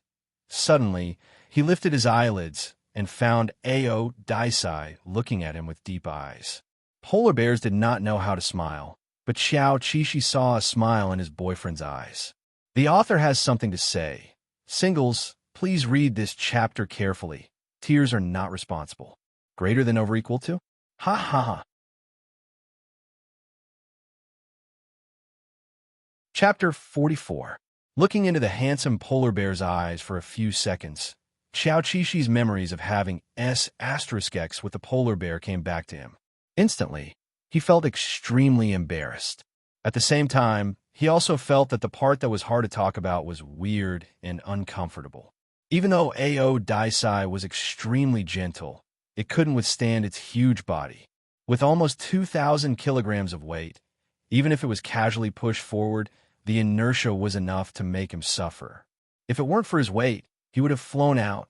Oh, no. Qiao Qishi quickly stopped those unpleasant memories and turned his head away. In order to avoid triggering the lightning, he carefully avoided Ao Daisai's gaze.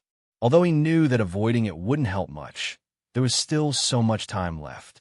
It was impossible for the other party to only do it once during the entire breeding season. Qiao Qishi even felt that the previous time was the most gentle first time he had ever experienced because they had just climbed the snow mountain for a few days before doing it. Even though he had thoughts, his stamina didn't allow him to be impudent. Now, Ao Daisai seemed to have rest enough. The other party's handsome face leaned over again. First, it intimately rubbed against his ear. Then it started to bite him. From head to toe, from the round claws to the furry legs, it didn't let go of anything. To be honest, the ambiguous force that was neither light nor heavy was actually full of sexual innuendo. This was something that Xiao Qixi had only tasted after experiencing Ao Daisai's possession and baptism as an adult. Before he became an adult, he was exceptionally naive and didn't think in that direction at all. He only thought that Ao Daisai's mouth was itching to bite something because it had nothing better to do. Now, it seemed that Ao Daisai was harassing him all the time. According to human logic, it was indeed a crime that could be pinned on him. However, couples weren't that particular about it. Xiao Qixi closed his legs and wanted to lie on his side to reject Ao Daisai's exploration. After all, he had just woken up and it had only been a few hours since the previous time. He wasn't ready for a second time.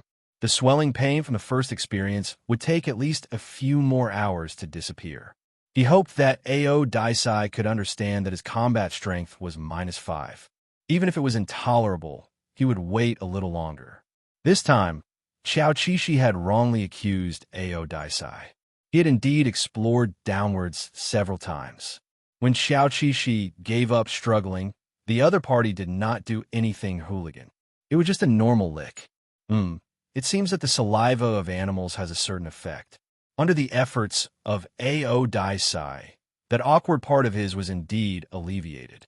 At this moment, Xiao Qixi realized that she had wronged Ao Daisai. Ao Daisai was not in a hurry, and he might not even touch her for the time being. Xiao Qixi had guessed correctly. She did not know if Ao Daisai had been frightened by his crying from the beginning to the end, or if he had used live ammunition to relieve him once and for all. In short, Ao Daisai was quite calm. On the other hand, Xiao Qixi looked at Ao Daisai with a little infatuation. This guy was really handsome, whether it was his appearance or his personality. Ao Daisai also looked at his spouse. They were both reflected in each other's big, bright eyes. This kind of long-term eye contact happened at any time and place. Recently, it had inexplicably increased. The moment it ended was usually when Xiao Qixi felt embarrassed and looked away awkwardly. It was a little embarrassing. He was once the most handsome guy in the class. Why did his heart beat faster when he looked at a polar bear? Was it the loss of humanity or the loss of morality? Ao Daisai was never embarrassed because he was just a simple polar bear. Other than loving Xiao Qixi, he had never done anything out of line in his life. For example, if his genetic memory told him that he must go up the mountain, he would go up the mountain obediently. Occasionally, they would exchange glances or help each other comb their fur. Soon, 4 to 5 hours had passed. It seemed that it was snowing heavily outside the nest. Xiao Qixi found that Ao Daisai was really not in a hurry. It could be said that he gave his spouse enough time to rest. After licking his fur for the nth time, Ao Daisai even laid his head on his paws and yawned a little. It seemed like he was going to sleep. Sleep? Are you serious? Of course, this question arose not because Xiao Qixi wanted to be violated by her boyfriend who weighed about 2,000 kilograms. He was not crazy. But don't forget, Ao Daisai was not the only one experiencing the restless period of the breeding season. He was also the same. After experiencing the same thing 2 years ago, Ao Daisai lost 200 kilograms. At this time, his body that had recovered its vitality was filled with desire from the depths of his soul. It was as if 1,000 little insects were gnawing on his blood and bones. Personally experiencing this uncontrollable desire, Xiao Qixi slowly opened her eyes. She could not describe the feeling, but she wanted to curse. Was chanting the mind-cleansing spell useful? Xiao Qixi silently chanted it, and found that the mind-cleansing spell did not seem to care about the polar bear. Ugh! In terms of endurance, 1,000 Xiao Qixis might not be comparable to 1 Ao Daisai's. Just as his body began to feel uncomfortable, Xiao Qixi could not help but moan, although it was only a very soft sound. However, Ao Daisai's hearing was very sensitive, and he also had a good sense of smell. Not only did he hear Xiao Qixi's moan, but he also smelled the scent of arousal emitted from her body. Ao Daisai licked his lips, and his breathing became a little strange. Or perhaps he was not right to begin with, but he could maintain his calmness without being aroused. Now, he raised his head and opened his eyes. His eyes, which had originally intended to rest, no longer looked sleepy. He stared straight at Xiao Qishi, who was right in front of him. Xiao Qishi realized that she accidentally let out a moan that caused the polar bear's imagination to run wild, and Ao Daisai even heard it, but was really uncomfortable. He suddenly understood that Ao Daisai's sudden weight loss of 200 pounds was not an exaggeration. At this moment, he did not only want to rub on her body, but it was also a drop in the bucket. It would not solve any problem. Only a stormy union could satisfy his desire. After enduring for a long time, Xiao Qishi gave up struggling, and he openly asked for pleasure. Then, she took the initiative to flip her belly and waited for Ao Daisai's comfort. This action made Ao Daisai's pupils dilate. After all, this was not common, and Xiao Qishi avoided him most of the time. Just like when humans know that they have won the lottery, Ao Daisai paused for 2 seconds before getting close to Xiao Qishi. He spared no effort to help her solve her reproductive problems. Because of his partner's arousal, Ao Daisai also quickly moved. This made Ao Daisai unable to focus on pleasing his partner. He was very distracted. There were signs that he was about to quit. Xiao Qishi, don't do things with emotions. As he was being harassed by his boyfriend, he grumbled unhappily. However, he did not know if Otis understood what he was saying. Ao Daisai was so smart. Maybe he understood, so he forced himself to focus for 2 minutes. But it was only 2 minutes. When Xiao Qishi was enveloped by Ao Daisai's strong body that weighed almost 2,000 pounds, his first reaction was that he was going to die. Ao Daisai would crush him to death. No, I don't want this. He panicked and panicked. He turned his head and bit Ao Daisai's forearm. Ao Daisai did not even blink. It was as if he had completely given up his gentlemanly character and surrendered to the undercurrent that was tormenting him. Did he lose control? Xiao Qishi could not help but worry. Fortunately, even if Ao Daisai was impulsive, he still had a firm sense of propriety. No matter what, he did not let the weak Ao Daisai bear the full force of his body. However, the two of them were so heavy that if they fought, the mountains would shake and the earth would shake. If Yulashanda was pretending to cry last time to make Ao Daisai feel uncomfortable, then this time, he was really crying. Regardless of whether Ao Daisai was having a good time or not, he was not having a good time. He was going crazy. But he knew that Ao Daisai was already quite restrained, so it was hard to imagine how those female polar bears were doing. It was simply torture. Blinking his misty eyes, Xiao Qishi realized that biting Ao Daisai was a good way to vent. Who asked Ao Daisai to be so fierce? What Xiao Qishi did not know was that sometimes pain was also a kind of trigger. Maybe it would have an unimaginable opposite effect. The whites of Ao Daisai's eyes were all covered with a faint layer of red blood vessels. The state of his whole body made him look like a different bear. He was no longer overly calm and composed. Some male polar bears were very noisy at this time. Of course, it could also be said that he was communicating with his lover. However, Otis was clearly the quiet type of person who kept his mouth shut. Occasionally, he would make a short and deep sound to show that he was throbbing. The temperature in the den continued to rise. The heavy snow prevented people from prying eyes, leaving the two polar bears a more secretive and intimate environment. Half an hour later, Xiao Qishi rescued himself from Ao Daisai and the rock wall. If he did not come out, he would have been flattened. But soon, Ao Daisai hugged him again and licked his fur intimately. In the face of this situation, Xiao Qishi thought of a poisonous chicken soup that he had heard before. Whether a man loved you or not depended on whether he fell asleep or was patient with you.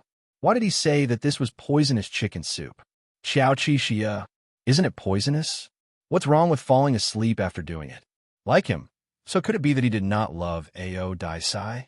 Therefore, he still had to judge based on the actual situation. This kind of intimacy, followed by a good night's sleep, officially kicked off from this day onwards. They did not eat and at the same time consumed the body's energy. After a week, the results could be seen. Xiao Qixi and Ao Daisai had lost weight, but they were still so energetic. Their life was getting more and more harmonious. Occasionally, when the weather was clear, they would go out for a walk and eat some snow to replenish their water.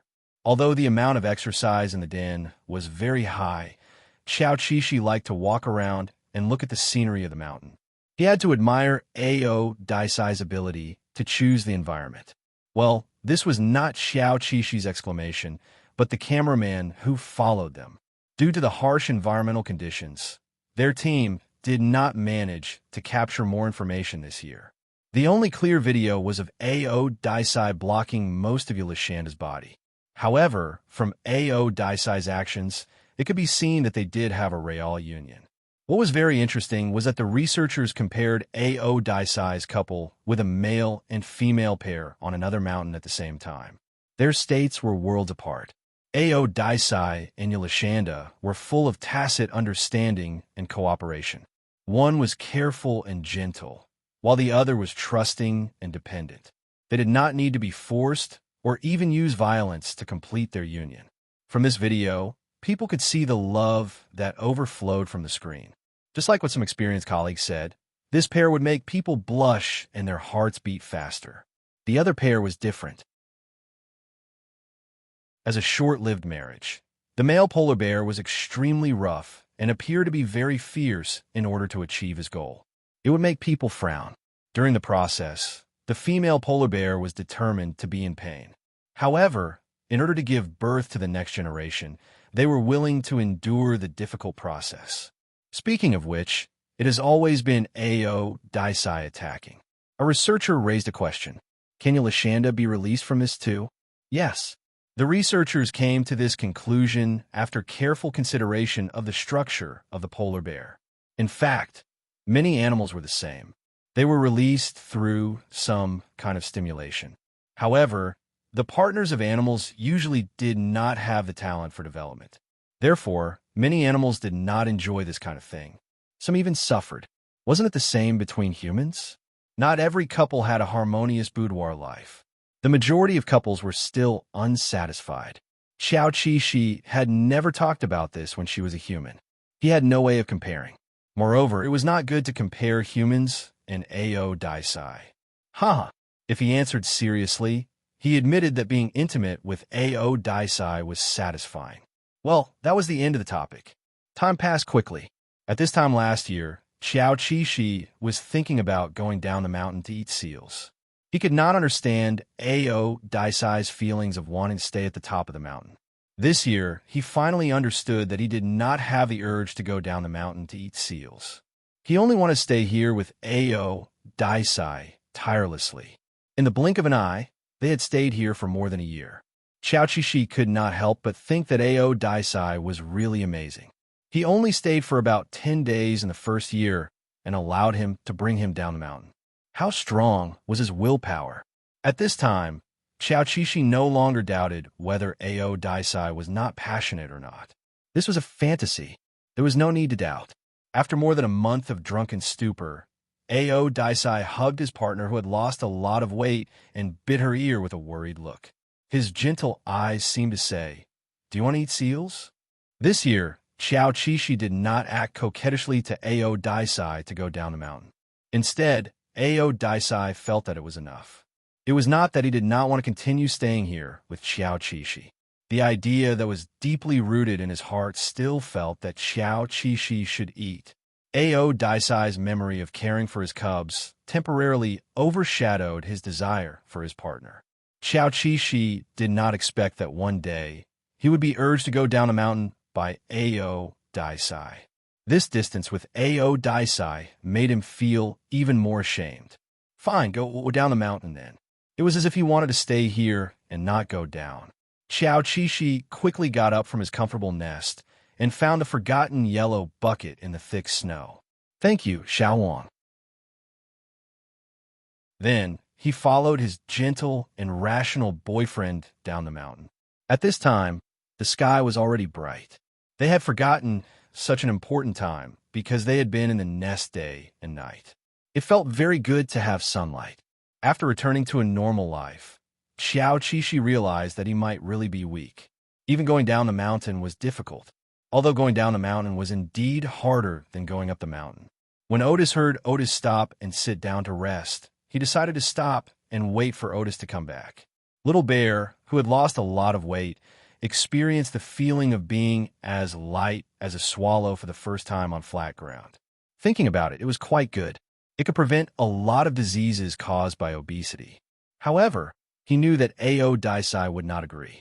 The reason why Ao Daisai was in such a hurry to go down the mountain was probably because he found that he had lost too much weight. Sure enough, Ao Daisai returned to the ice surface and became a serial killer of seals. He seemed to have transitioned from being in heat to the role of an old father. His daily task was to feed his cubs. He could be called a heartless feeding machine. Of course, it was not that exaggerated. Although Ao Daisai was not as passionate as he was on a mountain and would not call him gay, it did not mean that he would immediately hold hands and transition into a family relationship.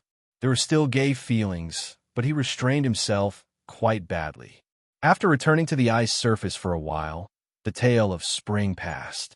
The two polar bears were no longer affected by spring, and their lives returned to normal. Usually, after a pair of male and female polar bears had a tryst in early spring, good news would soon come. A new generation. However, as two male polar bears, they would not have such an experience. They might not even think about offspring. At least Xiao Qishi did not think about cubs and Ao Daisai.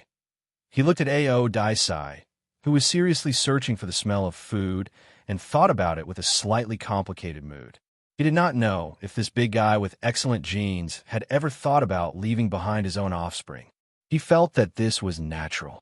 Reproduction was a genetic instruction written into the genes of animals. However, Ao Daisai violated the previous condition, so it was impossible for him to have offspring.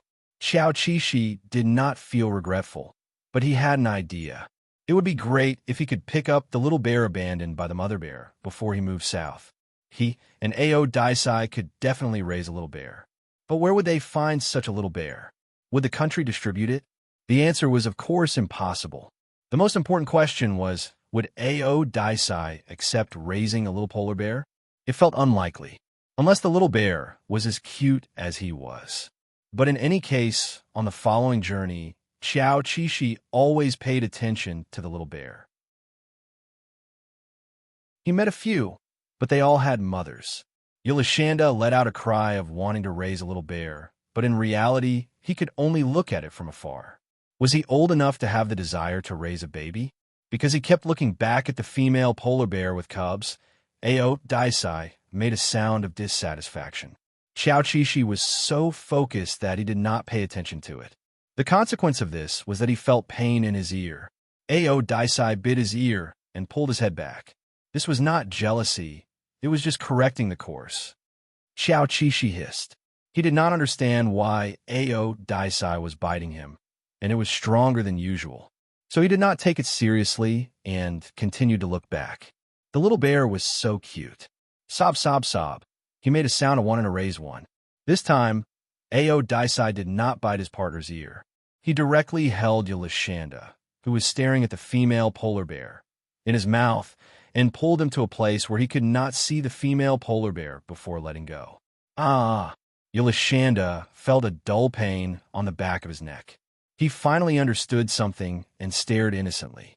No, that's not it. Then he obediently followed his boyfriend's footsteps. The author has something to say. The next animal is the prairie lion. It tells the story of the rise and fall of the lion clan. Our Yulishanda in the lion unit will no longer be a useless person. He will become the miracle of the prairie.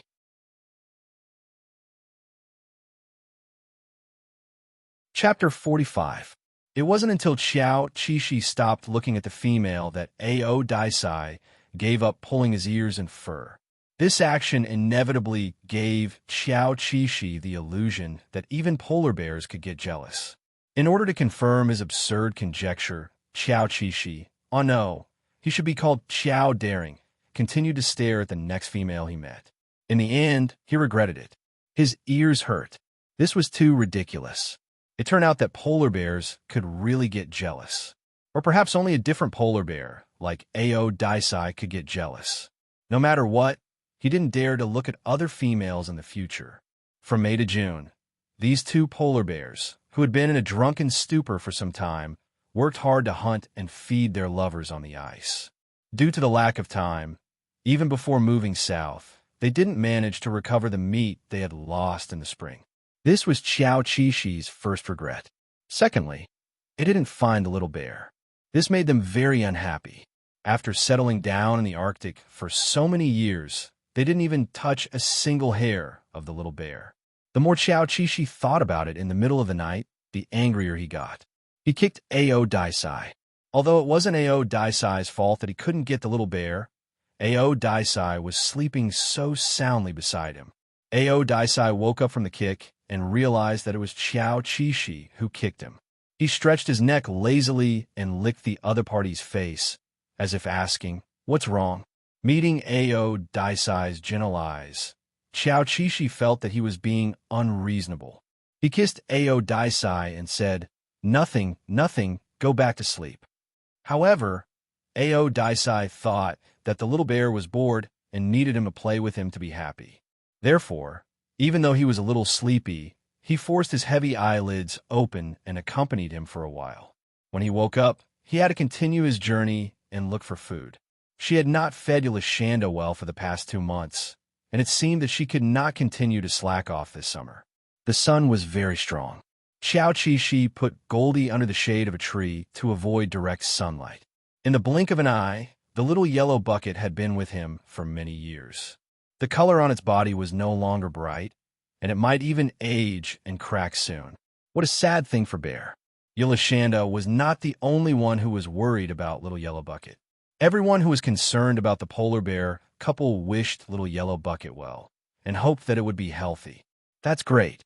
Through the drone, the researchers saw 2 white bears walking side by side on the beach. They bumped into each other and couldn't help but smile. Yes, their relationship was really good. Unhappy stories happened every day in the Arctic. For many years, the only Arctic story that could soothe people's bad emotions was undoubtedly the long-distance love story between Ao Daisai and Yolashanda. After a long period of attention, people already knew that Yolashanda loved to be spoiled and was a little mischievous and did not eat fatty meat. Ao Daisai was calm and steady and could not stand Yolashanda's teasing. They were a very suitable couple. When they came to the southern coast, Qiao Qixu did not give up on picking up Little Bear. Sob, sob, sob. He dreamed that there would be a little bear soon. Daddy Qixu and Daddy Ao Daisai love you. Really, if there was a little bear, his family's little bear would definitely be the most comfortable little ancestor in the Arctic. Just like when he was young. Perhaps Qiao Qixu's thoughts were too strong. Not long after, he and Ao Daisai met a subadult bear on the road. The other party looked like it had just left its mother and was still not very comfortable living alone. Qiao Qixu wanted to settle for the next best thing. A subadult bear without a little bear was fine. He wanted to ask the other party if it would mind having 2 fathers after leaving its mother. They were very good at hunting and could bring it along to show off. However, the other party turned around and left when it saw the 2 of them. It was obviously very scared. Qiao Qixu could not help but feel frustrated. Did he and Ao Daisai not look like good bears? Qiao Qixu did not think so. He felt that he was so cute every day when he looked in the mirror by the water. If there was a problem, it must be Ao Daisai's problem. Ao Daisai, who had released a strong aura and scared the subadult bear away, was kicked. He blinked indifferently. It did not hurt or itch. Because of Ao Daisai, the uncooperative troublemaker, Yolashanda's plan to adopt the little bear had been put on hold. Later, he also understood that Ao Daisai did not like the little bear. When he picked him up to raise, it was fated. Sigh. And this kind of thing would only happen once in a lifetime. Since Ao Daisai did not want to adopt the little bear, as a partner, Qiao Qixu also accepted the other party's idea. Gradually, he extinguished the impure thoughts of touching the little bear. It was not bad to have two bears in one home. They could even save a portion of food. The quality of the yellow bucket was really good. It did not crack due to age for 3 or 4 years. It was only accidentally dropped by Xiao Qishi on a reef and broke a hole. Xiao Qishi's heart ached for a long time, but there was no other way. The yellow bucket would come to an end sooner or later. Even if it was not this year, it would be next year. Ao Daisai looked at the broken yellow bucket and was a little confused. Xiao Qishi felt that they should part on good terms. He threw Xiao Huang back into the sea and let it finish its last period of freedom until it was picked up by the garbage ship. When the yellow bucket floated away in the sea, Xiao Qishi heard a splash. Ao Daisai actually jumped into the sea and swam to catch up with the yellow bucket. Xiao Qishi suddenly felt numb. She quickly jumped into the sea and swam to catch up. Not long after, Otis returned with Goldie in his mouth. He brought it back to the shore and looked at Xiao Qishi with a wet face. Xiao Qishi originally wanted to scold him for being an idiot, but when he saw this scene, he could not bring himself to scold him. He was too touched. Ao Daisai was an idiot. Didn't he know that doing this would make bears very sad? Ow! Xiao Qishi went forward and leaned against Ao Daisai. He wanted to tell Ao Daisai that the yellow bucket was broken and that they could not bring it around anymore. Let me free. Of course, Ao Daisai did not know what freedom was and what parting was. But when he saw Xiao Qishi solemnly carry Xiao Huang to the shore and push it out of the water, he understood. Perhaps at this moment, Ao Daisai understood. He walked to Xiao Qishi's side and watched as the yellow bucket, which was no longer bright, float away with Xiao Qishi's eyes. Goodbye, Xiao Huang. Xiao Qishi stood up and waved his bare paw. He did not care if there were drones filming him. In any case, he wanted to do what he wanted to do. After sending the leaking yellow bucket away, did Xiao Qishi regret it? Of course. After parting, Xiao Qishi slapped his thigh when he was catching sea urchins by the reef. Sigh, although Xiao Huang was leaking, it could still hold sea urchins. Sea urchins tasted really good, but they had a lot of spines. If he was not careful, he would prick the bare paw.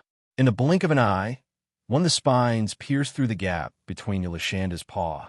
It was the most vulnerable part. He immediately grimaced in pain and started whimpering. It was inevitable that a foodie would get hurt.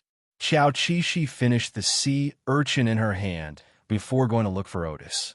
Xiao Qishi passed the injured claw to Otis and whimpered. Ao Daisai started licking the little bear's paw. However, after licking for a long time, he still could not find the wound. He only tasted the taste of sea urchins. He licked his lips and looked helplessly at his coquettish partner. After that, the research station discovered that one of the polar bear's family members was missing. The yellow bucket that Yulashanda had always liked was no longer there. They guessed that it might have been broken. Although it was a pity, parting seemed inevitable. Without the yellow bucket, Ao Daisai and Yulashanda's lives were still the same. However, without the familiar yellow bucket, it still felt like something was missing. Thinking about it this way, many years had passed in the blink of an eye since Yulashanda was a child. Every year, when there were new colleagues in the research station, the old colleagues would reminisce about the old Ao Daisai and Yulashanda to the new colleagues, lest they did not know how cute Yulashanda was when she was a child. Therefore, it did not matter that the yellow bucket was no longer there. Everyone had it in their memories. For a long time, Ao Daisai also had the yellow bucket in his memories. Occasionally, when he got up and left, he would look around for it when he saw that Xiao Qishi did not have the bucket in his mouth. It took him more than half a year to get used to this habit. Ao Daisai did not seem to stop there. Later on, he would pay attention to the things floating by the sea. He would pick up rubber balls, yellow ducks, plastic bottles, and so on for Xiao Qishi. Xiao Qishi wanted to keep the rubber ball because it was fun. However, it was not easy to pick it up. Forget it. He played with it for an entire afternoon. When he got tired of it, he kicked it back to the sea. Did he not like any of them? Ao Daisai looked disappointed. He probably thought that Little Bear only liked the same things as Little Yellow. After a long time, about a year or so, A.O. Daisai finally picked up Little Yellow's replacement by the sea. It was a small pink beach bucket. Looking at the new toy that A.O. Daisai brought back, Xiao Qi, however, he still accepted it. He was actually very happy. It was good that it was small. It could hold 2 shells and be used as pets. Shells? Are you sure it's not food? Finally, the drone captured Yolashanda, picking up the bucket again. This time it was really small and pink. It was really cute. While the fans were happy for Yolashanda, they also felt very regretful. Who was the one who said that Yolashanda would not accept the new bucket? Wasn't he picking it up now? If they had known, they would have given him one. A new bucket. Yolashanda was very happy for a period of time. However, the pink bucket was made of thin plastic. Its body was definitely not as strong as Little Yellow's. It might not even be able to last until the winter freeze. However, no matter how Yolashanda changed the bucket, he and A.O. Daisai would always be together. In their family, A.O. Daisai was the main hunting force most of the time. When A.O. Daisai was 28 years old, Xiao Qi could clearly feel that A.O. Daisai's condition was deteriorating. Although it was not a big problem, compared to other 28-year-old polar bears, A.O. Daisai was still very strong. However, Xiao Qi did not care. He had been fighting for the position of the head of the family since A.O. Daisai was 25 years old. After 3 years, he finally got it. In the future, he would have the final say on what they ate. Ringed seal. After eating so much, aren't you eating me? Normally, polar bears were considered old when they reached 28 years old. Their body functions were deteriorating, and they could die at any time. A.O. Daisai was fine. Other than giving more hunting opportunities to Yolashanda, everything else was normal. Even in spring, he would still bring Yolashanda to climb the snow mountain. The bear was old, but his heart was still young and romantic. Xiao Qi, tut, climb a snow mountain, my ass. It was just a small snow slope. It took less than 2 hours to go up and down. You have to admit that you are old. A.O. Daisai wanted to climb the snow mountain. Maybe he thought that he could do it, but Yolashanda stopped him. He only allowed him to climb the small snow slope. A.O. Daisai was helpless. Maybe he thought that Yolashanda liked the small snow slope, so he went. Actually, his body was still very good. Xiao Qi's care over the years had played a big role. Of course, it was also because A.O. Daisai's body was in good condition. He felt that he could live for many more years if there was enough food. Xiao Qi was only 3 years younger than A.O. Daisai. When he first became the head of the family, he was very excited. But after half a year, he started to feel afraid and hesitant. He was afraid that he would not be able to protect A.O. Daisai and cause A.O. Daisai to lead a miserable life in his old age. So he worked extra hard every day to hunt as much food as he could. This gave him a sense of security. After every successful hunt, A.O. Daisai would carefully lick Yolashanda's face and mouth and clean his bloodstained hair. More than 20 years passed like a day. Yolashanda became the main hunting force of this polar bear family. Naturally, the researchers also noticed this phenomenon. They had reason to speculate that A.O. Daisai could no longer participate in the hunt. He could only rely on Yolashanda to fight alone. Sure enough, you raised me young and I raised you old. In front of the screen, they watched Yolashanda walk in front of A.O. Daisai. He turned back to comfort A.O. Daisai and asked him to stop. Then he went to hunt seals. But in fact, he was also an old polar bear. These records made one's heart wrench. Year after year, the researchers at the research station changed batch after batch. Some resigned, and some retired. But without exception, they all remembered A.O. Daisai and Yolashanda, and how they would spend their old age. In recent years, a new polar bear sanctuary was established in the Arctic. It mainly took in disabled polar bears and old polar bears who could not take care of themselves. At present, there were more than 10 polar bears living in the sanctuary.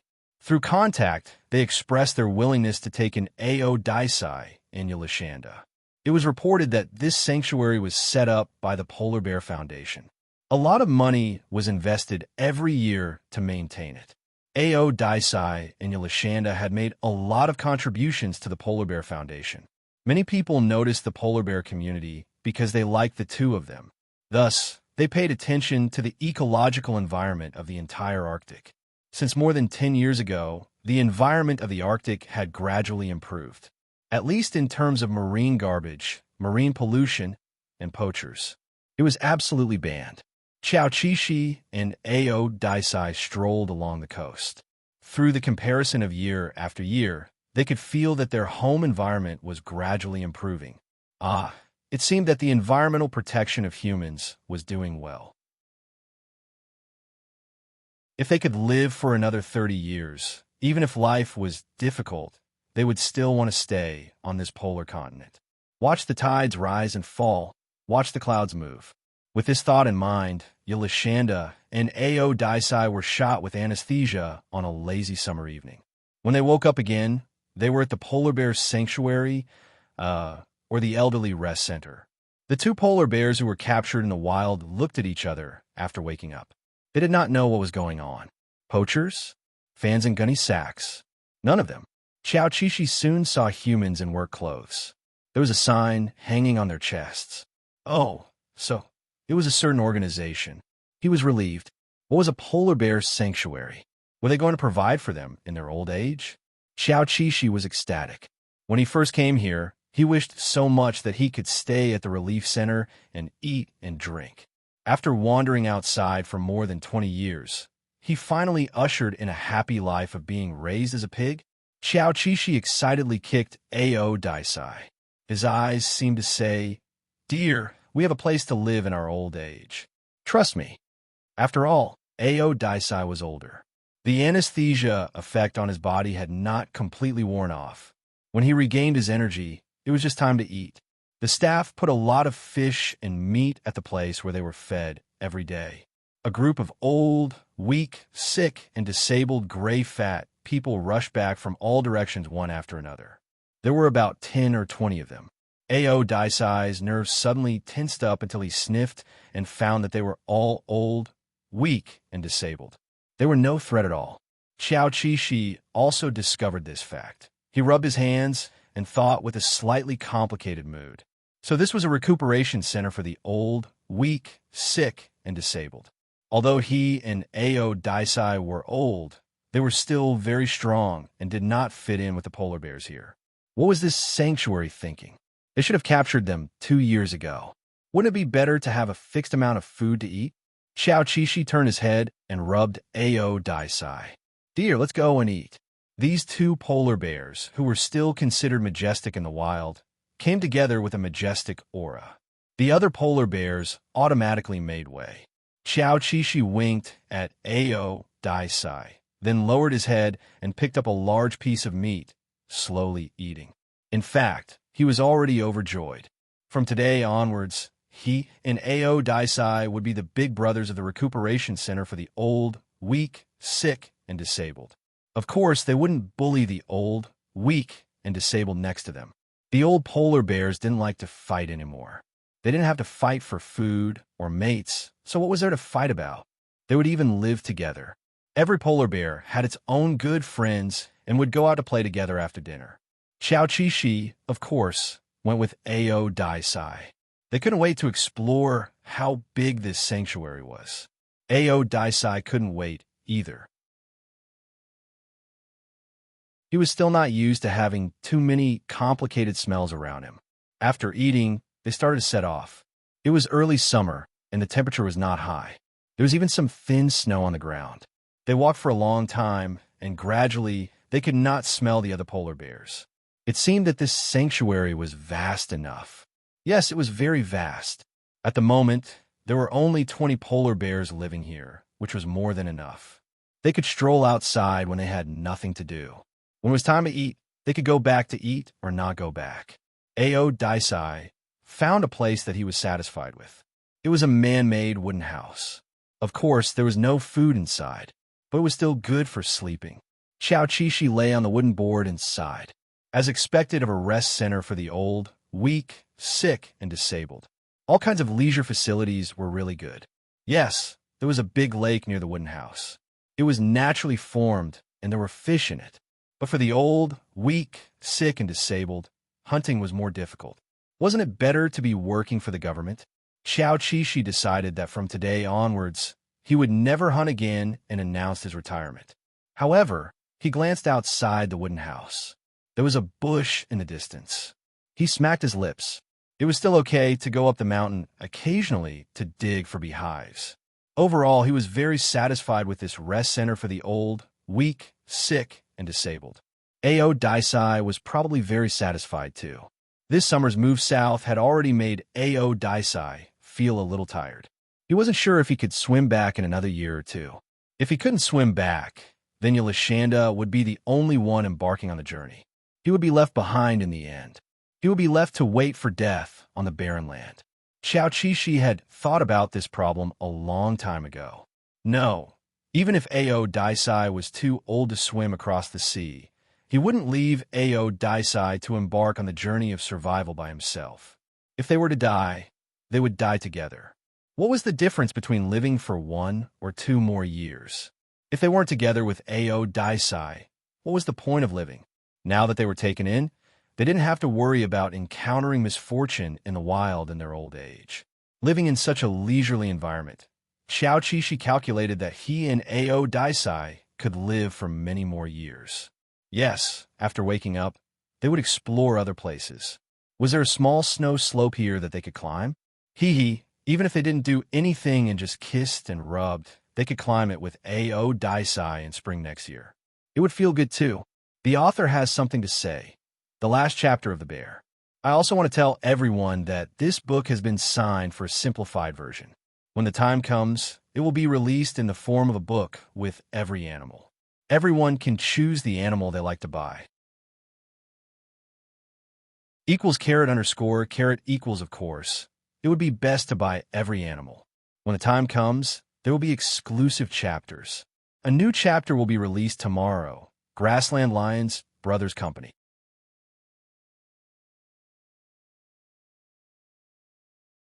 Chapter 46. In the Arctic Reserve, Xiao Qishi and his partner, Ao Daisai, spent a rather leisurely and comfortable period of retirement. In the end, Ao Daisai did not suffer from any illness. He just passed away quietly by Xiao Qishi's side on a snowy night. Ao Daisai was most afraid of heat when he was alive, but he was afraid of the cold when he was old. Especially in the months before he left, he was very clingy to Xiao Qishi. Rolling around in the snow was something that only young people would do. In the last winter, he stayed with Xiao Qishi in the small wooden house all day long. They kissed and were very happy. When Xiao Qishi woke up, he found that Ao Daisai, who was lying next to him, had passed away. Although he was reluctant to part with him, he had no regrets. After all, they had accompanied each other for so long. They should be satisfied. However, ever since Otis passed away, he had become powerless. It did not take long before he could no longer support himself. The day he left was also a snowy night. It was not that long after Ao Daisai. That night, Xiao Qishi woke up in the middle of the night. Because he dreamed of Ao Daisai, he suddenly missed Ao Daisai very much. The emotions that he did not explode when Ao Daisai passed away burst out on this snowy night. Xiao Qishi was old, and his heart could not bear too much sadness. Ao Daisai probably never dreamed that the delicate little bear that he had protected all his life would finally pass away, crying and missing him. Fortunately, he did not know. Otherwise, he would be heartbroken. As a transmigrator, Xiao Qishi thought about what would happen after he died. Would there be a next life? Probably not. After all, having 2 lives was a gift from the heavens. There should not be a third. And even if there was a third life, if there was no Ao Daisai in the new life, what was the point? However, Xiao Qishi never thought that whether there was a third life was not up to him. It was just like how he was caught off guard when he was dressed as a polar bear. After Yelishanda's body stopped functioning, Xiao Qishi did not know that he had passed away because his consciousness was still there. It was like a dream. Xiao Qishi knew some things. For example, he would have a third life. When he woke up again, he would become a lion on the grassland, and Ao Daisai would be born on the grassland. If the two of them were fated enough, there might be a chance for them to meet. How could there be such a good thing? Xiao Qishi was confused. She couldn't figure out if she missed Ao Daisai so much that she had a schizophrenia so much so that she made up an illusion to comfort herself. Because if it was true, it would be too unbelievable. But thinking about it, he had tried to turn from a human into a polar bear once before. So it wasn't strange for him to turn into a lion now. In Xiao Qishi's knowledge, Ao Daisai was literally what it meant. After leaving the North Pole, it was born in the prairie and became a lion. In other words, the other party might not remember anything. What a pity. Xiao Qishi, who had just received the good news, wanted a yard after taking an inch. Her mood had changed from sadness to anticipation. For the sake of the prophecy, she didn't know if it was true or not. What if it was true? In Africa, on the grassland south of the Sahara Desert, there lived one of the two major subgroups of lions, the African lion. According to statistics, there were about 20,000 wild African lions left. It seemed to be a good number. As for the other subgroup, due to human hunting and environmental destruction, there were only about 300 of them left. They were currently being kept in captivity in a protected area of more than 1,400 square kilometers. They were the Asian lions. Once on this blue planet, the total number of lions added up to a considerable number because they had two major subgroups and 8 subspecies, which were once distributed all over the world. But now, many of the subspecies were extinct or on the verge of extinction, such as the extinct Cape lion and Barbary lion and the endangered Asian lion. The rainy season on the grassland changed people's impression of the African grassland, which was dim and yellow. Now it was full of vitality. After sufficient rainfall in December and January, it nourished the rich grassland and lush green canopy. The wild growth of the plants made the air fresh and moist, like a natural oxygen bar. The animals living on this grassland, such as the African buffalo, wildebeest, giraffe, antelope, zebra, and so on, were all strolling leisurely under the blue sky and eating grass. Of course, this referred to when there were no carnivores targeting them. As everyone knew, there was a group of powerful and ferocious carnivores on the African grassland. They were the familiar African lions, a few leopards, hyenas, and the less familiar baboons. When any of them appeared near the smaller herbivores, it was enough to cause a commotion. However, this did not include a pride that was at the end of its road. 2 skinny lionesses brought 5 9-month-old cubs along as they headed south on the grassland. This was to avoid the neighboring lions that were invading their territory. A month ago, the lion guarding this pride passed away due to injury, leaving behind 5 female lions and 13 cubs in the territory. In order to occupy the pride, the lion would spare no effort to bite and kill the cubs. The cubs that were 3 months old had already died in their first confrontation. The female lions of this pride were tenacious. In order to protect the remaining subadult cubs, they used all kinds of methods to deal with the lion. However, things did not go as they wished. The 2 female lions that fled with the cubs were obviously unable to shoulder the heavy responsibility because they had already suffered a lot of injuries along the way. Even if they could avoid the attacks of other lions, the female lions, whose physical condition was not optimistic, would find it difficult to hunt for their next meal to feed the 5 subadult lions that were waiting to be fed. The human team in charge of recording the pride's activities quietly followed this pride that was heading toward destruction. Even though the worker in charge of the camera had 20 to 30 years of work experience and was used to seeing life and death on the grassland. But at this moment, he was very sad. It was true that the pride in front of the camera was about to decline, but it could not be denied that they once had a famous name called the Norman Family Alliance. Anyone who paid a little attention to the African lions knew the history of the Norman Family Alliance. It was once glorious and was one of the famous and powerful alliances on the grassland. In the beginning, it was formed by 2 male lions. The Twin Lion Alliance conquered the southern part of the grassland. At the peak of the pride, there were 35 lions. This was a very rare example. Since the first generation of the Norman family's twin Lion Kings became famous on the grassland, the Lion King brothers, who had always had a good relationship with each other, left behind 6 very outstanding sons. They formed the 6 Lion Alliance later, and continued the glory of the Norman family. It was also at this time that the whole world began to pay attention to this brotherly alliance and became their loyal fans. People were impressed by the unity and fierceness of the six lions and moved by their brotherly love. From the immature, subadult stage to the peak stage, they had experienced countless struggles and injuries, cheers and tears. People had accompanied these six majestic lions for 10 years. However, the fate of these six brothers in their later years was not very good. There was no one in their next generation who could shoulder the burden, and the continuation of the pride was still supported by the six brothers. After their curtain call, the third generation of the Norman family did not fall, but it was no longer glorious and was even reduced to a state of survival. This was the most difficult time for the supporters of the Norman family all over the world because the third generation was really worrying. At the beginning, people also hoped that the third generation would stand up, but later they prayed that the third generation would be safe and alive. Where there is life, there is hope. If the third generation could not, then they would count on the fourth and fifth generation. Although the requirements were very low, the direct descendants of the twin Lion Kings still died one by one or went missing. When the last two brothers of the third generation died one after another, the Norman family only had 5 subadult male lions left.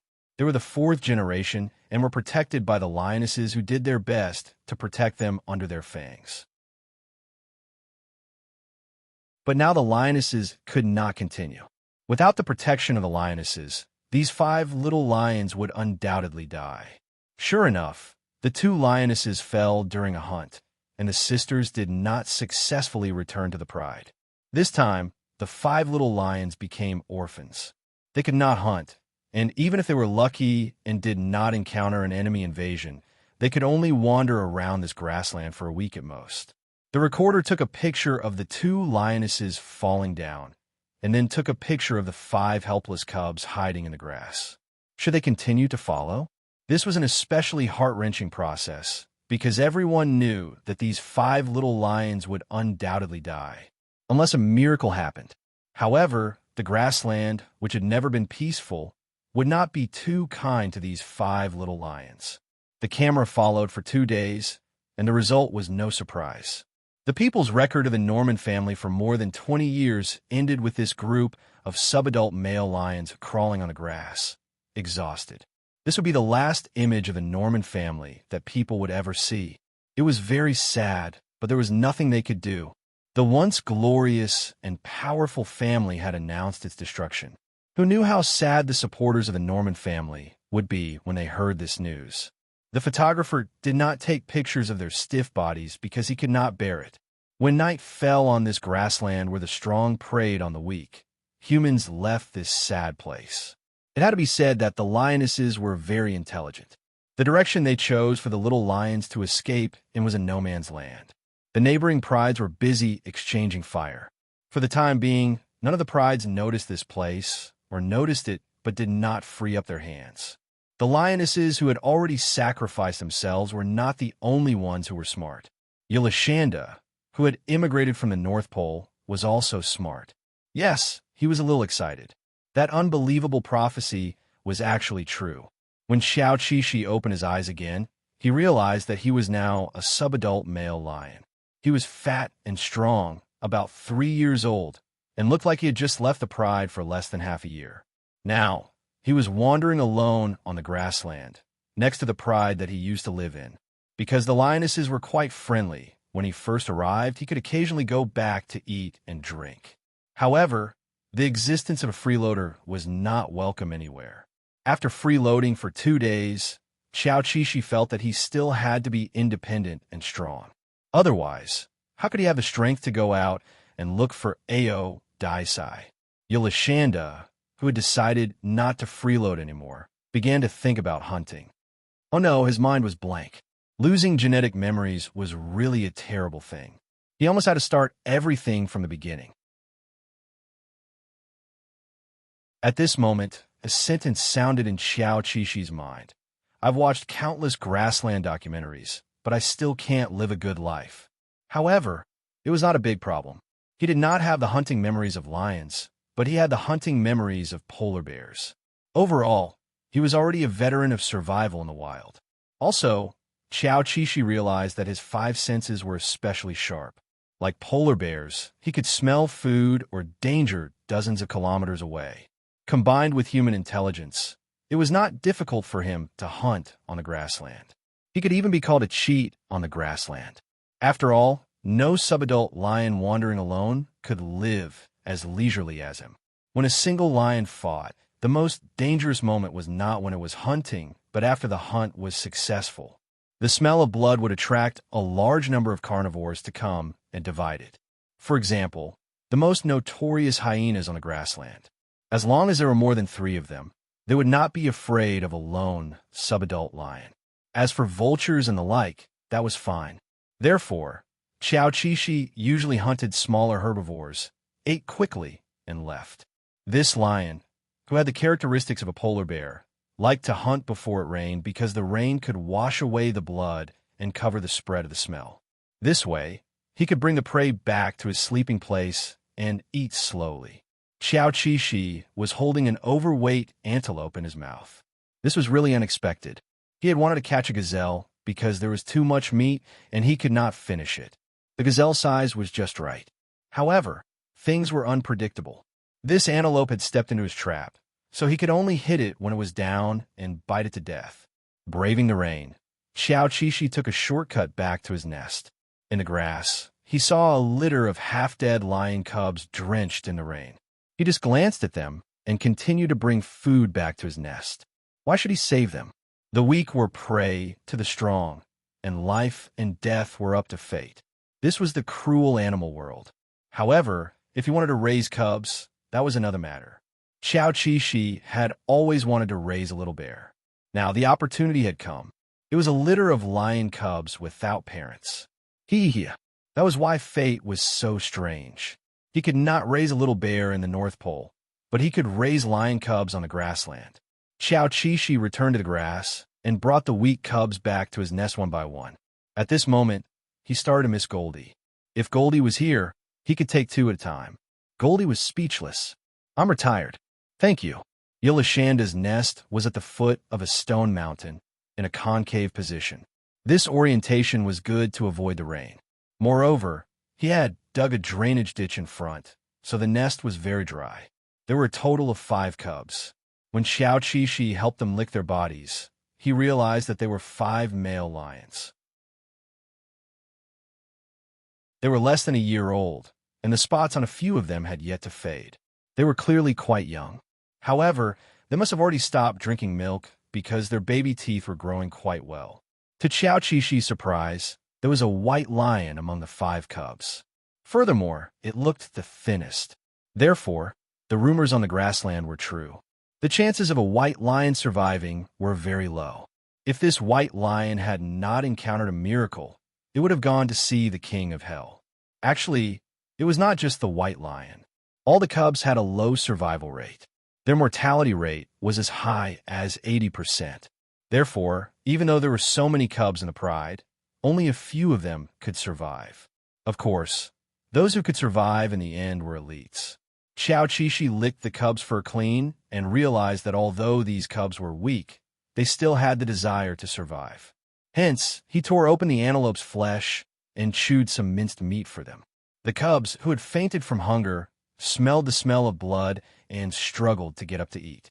Xiao Qishi looked at the weakest white lion and was a little worried that it would not be able to survive, so he gave it special treatment. Fortunately, this little white lion could still open its mouth and swallow. Under the forceful feeding, it ate some minced meat. This eating lasted for a long time. When the little lions recovered a little, they lay beside the food and ate. They were anxious and a little reserved, as if they were worried that this unfamiliar lion would hurt them. It was a nature that the cubs naturally understood to dodge when they encountered an unfamiliar lion. However, the temptation of food was too great. How could these hungry little lions bear to leave? Hence, they could only eat urgently while being vigilant. From the initial uneasiness to the end, they wolfed down the food. It only lasted for about 10 minutes. Xiao Qishi ignored them and was only in charge of feeding the white lion that was already immobile. After feeding it, he wrapped the other party's slightly cold body around him to warm it up. Although the white lion's fate was full of misfortune, if it could survive, it would definitely be one of the best on the grassland. Xiao Qixi was looking forward to it. How good would it be if he could let all the little lions survive? Of course, he knew that this ending would be very difficult. There was once a legend on the grassland. Two valiant female lions raised 8 cubs and brought them to the age where they could be independent. This was really a legend that could not be surpassed. Xiao Qixi licked the weak, white lion in her arms. She had an ambitious thought. If there was a male lion in the grassland that raised 5 little lions, it would be the same. Wouldn't that set a new record? At this moment, the white lion opened its eyes in Xiao Qixi arms. The first thing the Weekim smelled was an unfamiliar lion scent. Fear, uneasiness, vigilance, and doubt. All sorts of emotions swarmed over and occupied this subadult white lion's heart. He should have immediately struggled up and left this place, but the warm embrace felt like he had returned to his mother's embrace. It was a memory that he had not enjoyed many times in his childhood, but it was a deep memory. Indeed, compared to the other brothers, the white lion might not have been treated well. Some might even have been bitten to death at birth. Xiao Qixi lowered his head and realized that the little lion in his arms had opened its eyes at some point in time and was looking at him intently. Its eyes were quite beautiful. Xiao Qixi, hello, little lion. Are you very surprised?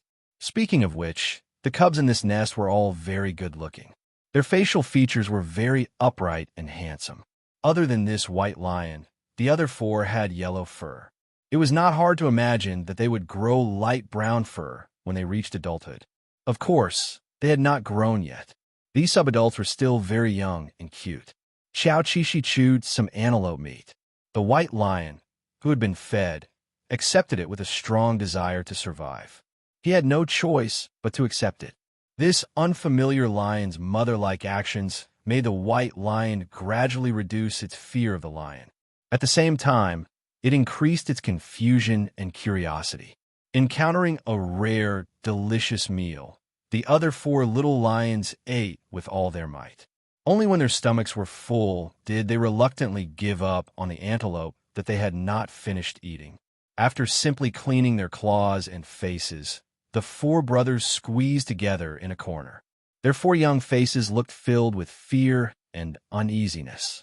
Furthermore, they were very tired. Other than fear, there was more sleepiness in their terrified and helpless eyes. Everyone knew that they should leave this place as soon as possible. However, looking at the unfamiliar lion, although the cubs were afraid, they still stayed in this nest filled with the scent of a lion, because they knew that the outside world was not safer than here. The brothers tasted the long-awaited feeling of fullness and warmth here. This made the little lions, who did not have enough survival experience, fall into a conflicted mood. However, none of them chose to leave. After all, a wandering life was so frightening. They were greedy for this moment of security and finally could not take it anymore. They lay down and fell asleep. When one fell asleep, it would lead the other. Finally, less than 20 minutes later, the 4 little lions squeezed together and fell asleep. The white lion, who was eating intermittently, finally tilted its head and fell asleep between Xiao Qixi's claws. The author has something to say. In documentaries about lions, there are many tear-jerking stories recorded. The affection and loyalty between these brothers in the Pride Alliance are all real.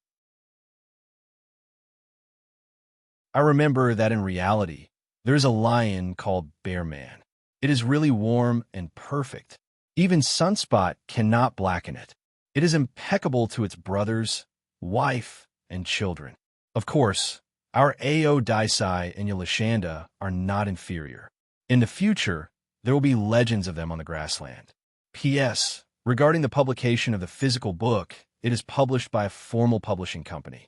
Currently, the first book is being prepared as soon as possible. _care at those who want to buy the book, please follow my Weibo.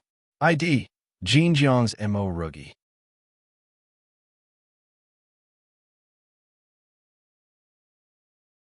Chapter 47. The grassland, which had always been fraught with danger, would be relatively safe when it rained.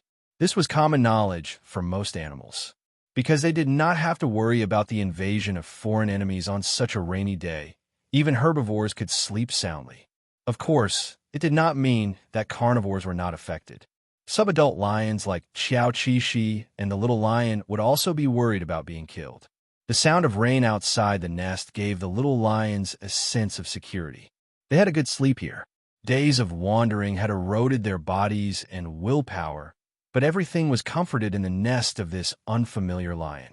Even though these little lions did not know if they would face the fangs of an unfamiliar lion when they opened their eyes the next morning. In short, the 5 brothers, who were still weak and helpless, did not seem to have a choice. The rain stopped at dawn.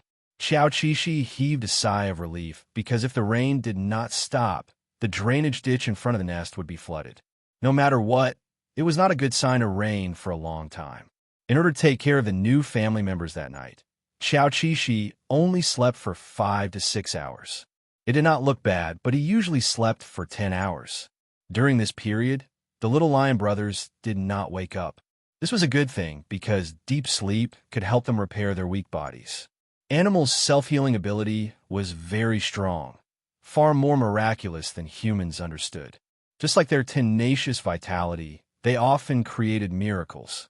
The white lion in Xiao Qi's arms breathed evenly. Its fur was already dry, and its thin body was emitting a warm temperature.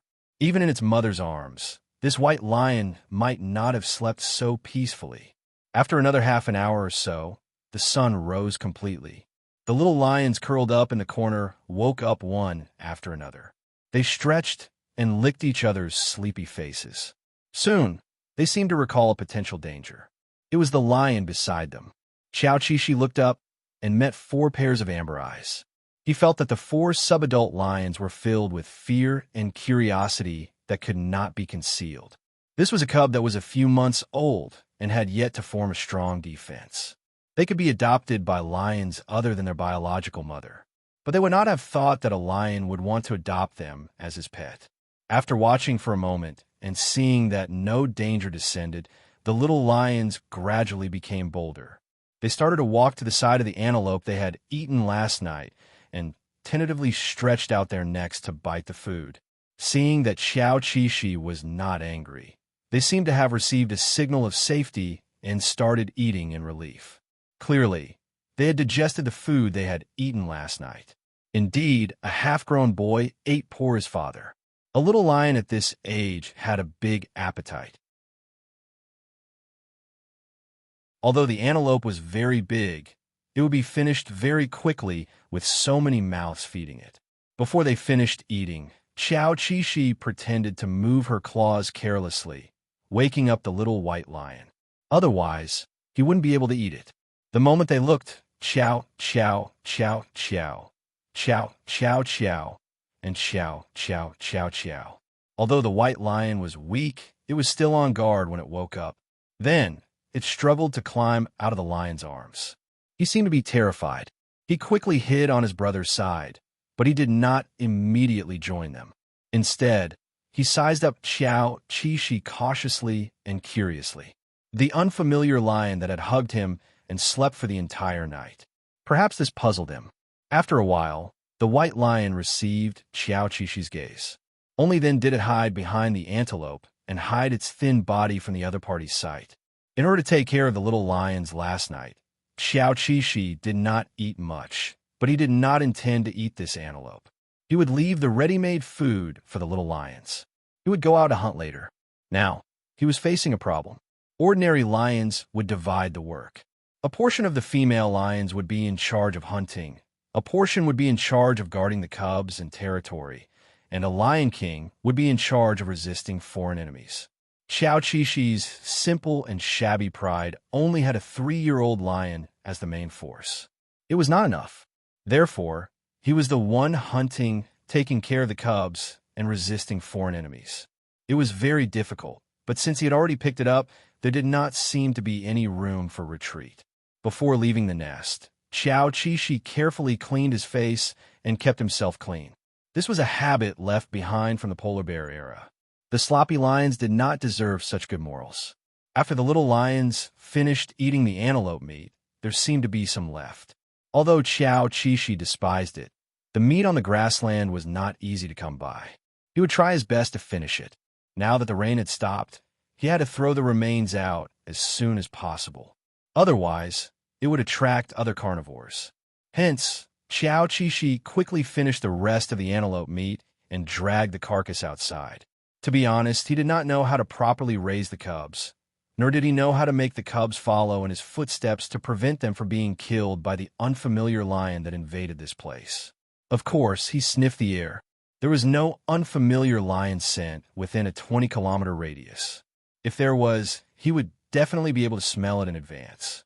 Furthermore, he had to move to a safe place before the threatening lion arrived. 5 pairs of uneasy eyes watched helplessly as the lion dragged the remains out. They closed their legs and huddled together in the corner. They had no intention of following him at all. Of course. At the moment, they were not familiar with these 5 little lions at all. Qiao Qishi was still someone they had to be wary of. Qiao Qishi did not force them. He quickened his pace and quickly completed his mission. Fortunately, there was a powerful pride nearby. The hyenas were chased far away. Otherwise, even if a group of hyenas came, it would be enough for the little lions in the nest to suffer. The lions and hyenas on the grassland were definitely mortal enemies from their previous lives. As long as there was a chance, they would never let each other live. After the unfamiliar lion walked away, the 5 brothers in the nest were at a loss. Everything was so unfamiliar. The lioness who protected them was no longer around, and their future was bleak. They did not seem to want to continue living an aimless life, so no one stepped out of this lion's territory. Qiao Qishi was flattered. This was not his territory, but he had taken advantage of a loophole to live here. When a nearby pride freed up their hands to deal with him, they might or might not. If they did, he would have to leave. He had to live until he was at least 5 years old before he was qualified to fight. His claws stepped on the wet grass, and the air after the rain was mixed with all sorts of smells. Qiao Qishi distinguished the smell of the food inside. Water buffaloes and wildebeest were animals that lived in groups. The smell was especially strong, but they were difficult to catch. The subadult lion, who knew his current strength very well, ignored the water buffaloes that were quite close to him and continued to explore into the distance. It had to be said that the rainy season was a very good season. The grass was very tall and could easily hide. However, lions and leopards did not like the rainy season. The green grassland was too different from the color on their bodies. This would increase the chances of exposing themselves. Living on this grassland, Qiao Qishi not only avoided carnivores stronger than him, but also avoided humans. He did not want to be watched anymore. Even if he wanted to be watched, he had to wait until he became an adult. A subadult lion was not impressive at all. Just like him now, his brown fur had not completely grown out. He only had a sparse and short circle around his face. Fortunately, the color of his fur was not bad. It was very yellow and looked like satin. There was a saying that Yalishanda's food was considered very good on the grassland. He rarely went hungry and could eat until he was full when he hunted prey. This might not be possible in the pride of lions. Hence, his body was covered in a layer of beautiful and even muscles, and he did not have the slightest thinness of a subadult. If his brown fur was a little longer and thicker, he would be a standard lion. The 2 giraffes in the distance were eating the leaves on the canopy. The appearance of a lone lion did not make them uneasy. Hence, the 2 brushed past each other rather harmoniously. Tracking the scent of the antelope, Qiao Qishi realized that he had already stepped into the territory of the pride next door. This was a risky move. If it was his own life, there was no need. He could slowly find the next group of antelopes. But now, there were 5 little lions in the nest waiting to be fed. Qiao Qishi stepped into the territory of the Amma brothers. They had just taken over this pride and were breaking in with the female lions in the pride. As for the cubs in the pride, they were all killed according to convention. Taking advantage of the fact that the Amma brothers were busy pleasing the lionesses, Xiao Qishi appeared at the edge of their territory. He was not afraid of alarming the other party with his hunting. When the other party came up, he had already left with the prey in his mouth. He was afraid that the other party would follow the scent all the way to his nest. Hence, on the way back, he would always be careful and make sure that no one was following him before taking the right route. The Amma brothers in the distance seemed to have heard something. One of the lions named Armstrong raised its huge lion head and roared into the distance. If it was any other time, he would definitely rush over to investigate. But now, Armstrong could not bear to part with the lionesses that he had just broken in with. If he worked harder, he could mate, and the lionesses would soon be pregnant with his child. The lions kept invading the pride and leaving behind their own offspring. But not all lions had the ability and luck to protect their children as they grew up. Wild lions had a lifespan of about 12 years. In their short lives, their peak was only for a short period of time. The cruel replacement of the old happened all the time, just like the Lion King that was expelled by the Amma brothers not long ago. Its children were all dead. The official account that specialized in releasing news related to the Norman family released a sad piece of news this morning.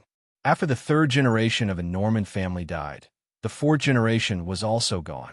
In the video, the lionesses were injured and fell during the hunt.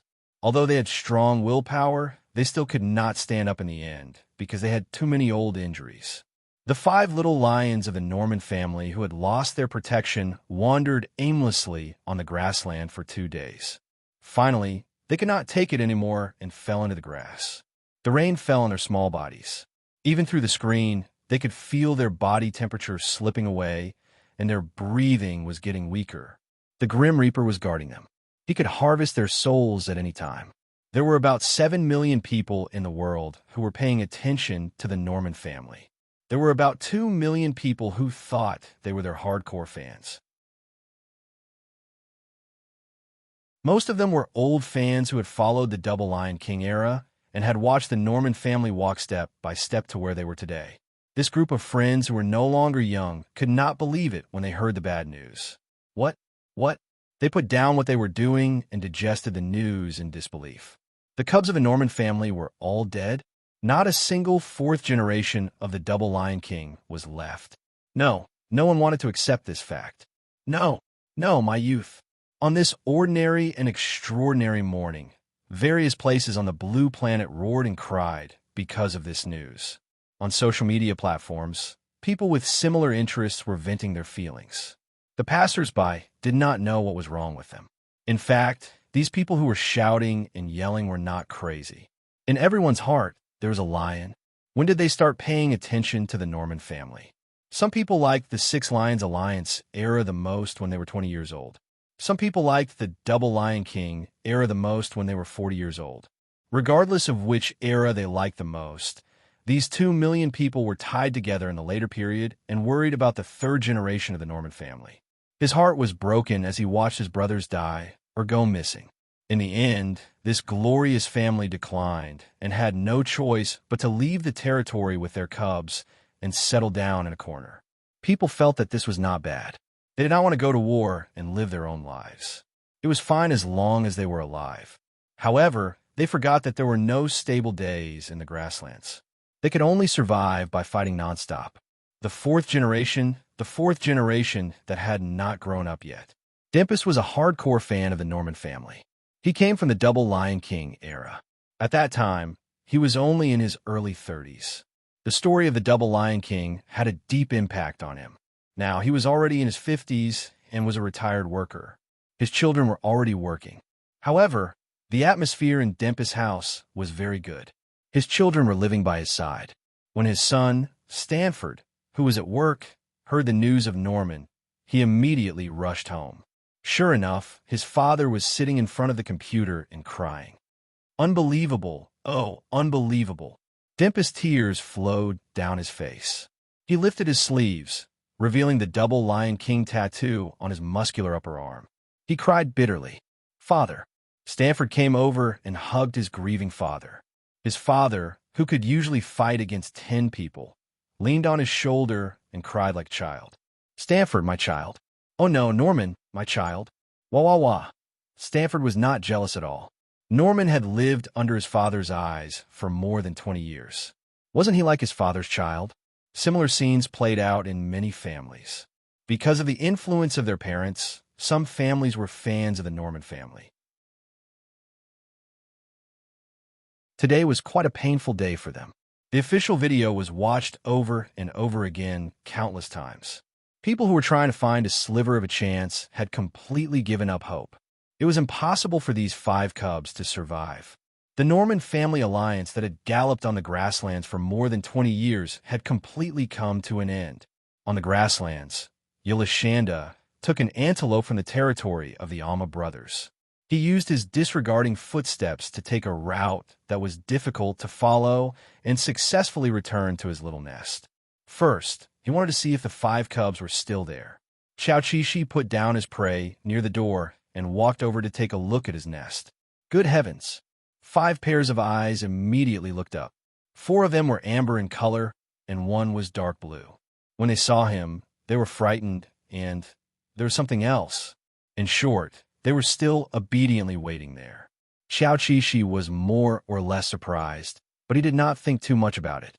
He only shouted, turned around, and walked to the open space where the prey was placed. He began to bite the prey. It took him almost 3 hours to get there. The cubs, whose bodies were still developing, were already hungry. When they smelled blood, they could not help but lick their mouths and fangs, revealing expressions of desire. Swallowing his saliva, a yellow fur ball was the first to be unable to hold it in. It opened its tentative claws and went over to eat. Xiaoqishi looked up at him and realized that this fur ball's ears were especially round. All right, from now on, he would be called Big Yuanzi. He was the boss. In terms of courage, Big Yuanzi was indeed qualified to be the boss, but he could also be just a foodie. After all, this fellow found it difficult to even bite the antelope's flesh and did not have much ruthlessness on him. Then, the second yellow fur ball came over. His eyes were calmer, and his movements were very light. He looked like he was brave and resourceful. Xiaoqishi decided to let him be the second. Such a handsome lion cub should be given a more handsome name, so he was named Changfeng. The third lion cub to come over was the most hostile to Xiaoqishi. He seemed to be on high alert at all times, and hidden in his fear was an undetectable determination to counterattack. He was a child who did great things. Purple Lightning and Green Frost. Third was called Purple Lightning. Fourth had a gentle personality. The spots on his body had yet to fade. His name was Green Frost, and his nickname was Little Spot. Finally, the especially thin and weak fifth waited for his brothers to be in position before he carefully found a bad spot. It seemed that he was the one who was usually ignored. Xiaoqishi knew that it was not easy for the white lion. He went over and picked up the white lion's neck. At this moment, he felt the white lion's body freeze and then tremble. Even so, the white lion still had a fierce expression on his face. He bared his teeth, but he did not bite back. Xiaoqishi brought him to the spot where he had eaten the meat. It was undoubtedly a good place. The skin had already been torn open. Eat quickly, child. The danger was gone. The white lion still looked very vigilant, but he could not resist the temptation of food. Survival was such a luxury for him. He could not give up on the food in front of him. As long as there was a glimmer of hope, he would persevere. The white lion lay in front of the antelope's stomach, its 2 claws pressing down on the antelope's body. It opened its fangs and bit into the scarlet meat. His thin body could almost see the marks of swallowing in his throat. His shriveled stomach swelled visibly. Seeing a 50-kilogram antelope quickly turn into a skeleton, Xiaoqishi finally understood the hardships of a lioness. The little lions, who were not picky with food, finished all the meat they could eat. They also licked the bloodstains clean, not letting go of any food that could be eaten, although they were already very full from this meal. Even when they lived in the pride in the past, they had never eaten such a full meal. Because there were too many lions in the pride, the cubs did not have much priority. If there was a shortage of food in a pride, the first to be abandoned would undoubtedly be the cubs. This time, when Xiaoqishi went to throw away the remains, the few cubs who were full looked hesitant. After being fed twice, They found a sense of belonging to the pride in Xiao Qixi, even though this unfamiliar lion was not their father or mother. But he was feeding them. In order to prevent carnivores from finding their nest, Xiao Qixi deliberately threw the remains far away. Furthermore, he planned to continue hunting after throwing it away and did not plan to return to the nest. After hastily burying the remains, Xiao Qixi turned around and saw a white figure following him from afar. It was the fifth son, the white lion. After the little fellow was discovered, it quietly crawled in the grass and pretended that it had not been discovered. Xiao Qixi finally remembered that he had not given it a name. What should he call a white ball? Xiao Qixi was stunned, as if he suddenly understood why he was so biased towards this white lion. Because Ao Daisai was also white. The author has something to say. W. Happy New Year, everyone. 2021. Everything must go well, then. I'll say two things today. One is that I need nutrient solution. No. This book needs nutrient solution. If my friends are willing to give it to me, the more the better. Bow and thank me. The more, the better. Also, I'll answer questions about the physical book. Jean Jiang will inform you when the time comes. Those who don't use Weibo don't have to worry.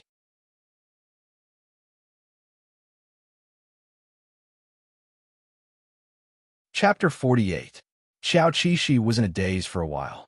Then, he thought seriously about what name to give little five. Xiao Qixi did not expect that this timid and weak white lion would follow him.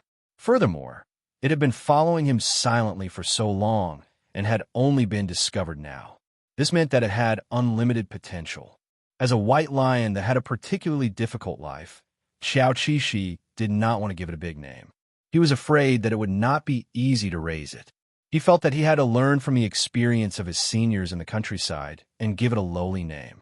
After using Sun Tzu's Art of War to plot against the seals on the Arctic ice floe, Xiao Qixi used folk customs and feng shui to name a small lion in the African savanna. It was called Do. Xiao Qixi swallowed his saliva. He had almost forgotten what dried meat noodles tasted like. He really wanted to eat it. Would he have a chance to transmigrate into a human and eat noodles in his next life? He began to fantasize unrealistically. However, now was not the time to drool. He had to hurry up and hunt. One had to know that he was fighting alone now. He could not afford to relax at all. Little five. Oh no. Do lay motionless in the grass. He knew that the lion's gaze had been fixed on him. Perhaps he was nervous and hesitant now. Fortunately, the other party only looked at him and silently gave him a name that was easy to raise in his heart. Then, he turned around and continued walking. Do's taut fur relaxed because of the lion's indulgence. He propped up his body with four limbs that were not even close to being strong. His bulging stomach was especially eye-catching and seemed a little out of place on his thin and weak body. Even so, this white lion still followed the male lion in front of it with its own ideas. Of course, the two parties always maintained a distance that was neither too far nor too close.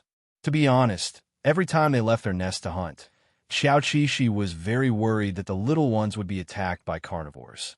Now that this white lion, which looked the least capable of running for its life, was following him, he felt that this was good. However, he was a little worried that the other party's weak body would not be able to walk before reaching the habitat of its prey. After walking for a while, he realized that his worries were unnecessary. Although Do looked weak, it walked steadily and cautiously. She had learned to scout her surroundings at a young age and did not seem to entrust her safety to the male lion in front of her that she had just come into contact with. However, he followed them out, which proved that apart from being afraid of the lion, he also had a good impression of it. Just like that, the two lions walked towards the territory of the Ama brothers. Yes, the wool that Xiao Qixi was going to harvest today belonged to the Ama brothers.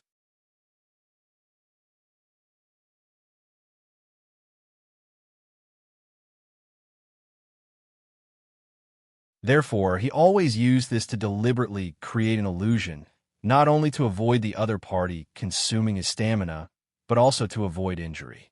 The wildebeest, which was targeted by him, suffered a heavy blow to its throat. It was like an arrow at the end of its flight. The lion quickly took it down like a nemesis. The wildebeest in the distance may have already known what happened here, but the weak cries of their companions made them flinch. Some ordinary grassland lions were quite slow. After killing their prey, they liked to be in a daze for a while. Unlike Xiao Qixi, he would immediately drag the prey up and leave after it fell to the ground. His sense of crisis meant that he would not be like other lions, doing unnecessary pre-meal rituals. Some of the lions had a sense of ritual. Is it too much to trample? Everything was settled, and the white lion came out of the grass. It blinked its blue eyes and looked at the lion that had successfully hunted. Xiao Qixi was panting heavily. After the fight, just now, his body temperature was very high. When he passed by, he only had the strength to give the little cub a look. He signaled the other party to follow. This was really a smart little lion. He followed behind Xiao Qixi. As he walked, he looked back and raised his ears to be alert of the surroundings. Suddenly, Dote seemed to have heard something. He came to the lion's heel in a panic. At this time, the distance between them was very close. The Amma brothers, who were fighting fiercely with the lioness, seemed to have noticed that there was a wandering lion in their territory. This was undoubtedly a provocation. The two lions immediately took action. The older brother, Armstrong, who had a more stable personality, rushed over to take a look while roaring. The lion's roar was very penetrating and deafening. It could spread to a radius of 8,000 meters. Xiao Qixi was not particularly afraid, but he still took a cautious detour. The lion's patience was limited. It would not follow him so carefully unless it was a perverted lion. When Armstrong arrived at the place where Xiao Qixi was hunting, peace had already returned. The smell of the lion in the air was not strong and was not threatening, so it did not arouse Armstrong's anger. However, he still roared a few times in the direction where the wandering lion had left. It contained a warning that he hoped the other party would not come again. This very strong lion began to patrol, sprinkling his own urine on the edge of the territory, and at the same time, announcing his sovereignty with a roar. His non-tracking was undoubtedly good news for Xiao Qixi's family. The nest was very quiet. Before Xiao Qixi returned, these four little lions that had interacted with death had been hiding inside and did not dare to come out. When there was movement outside, the little cubs pricked up their ears and recognized the lion's voice.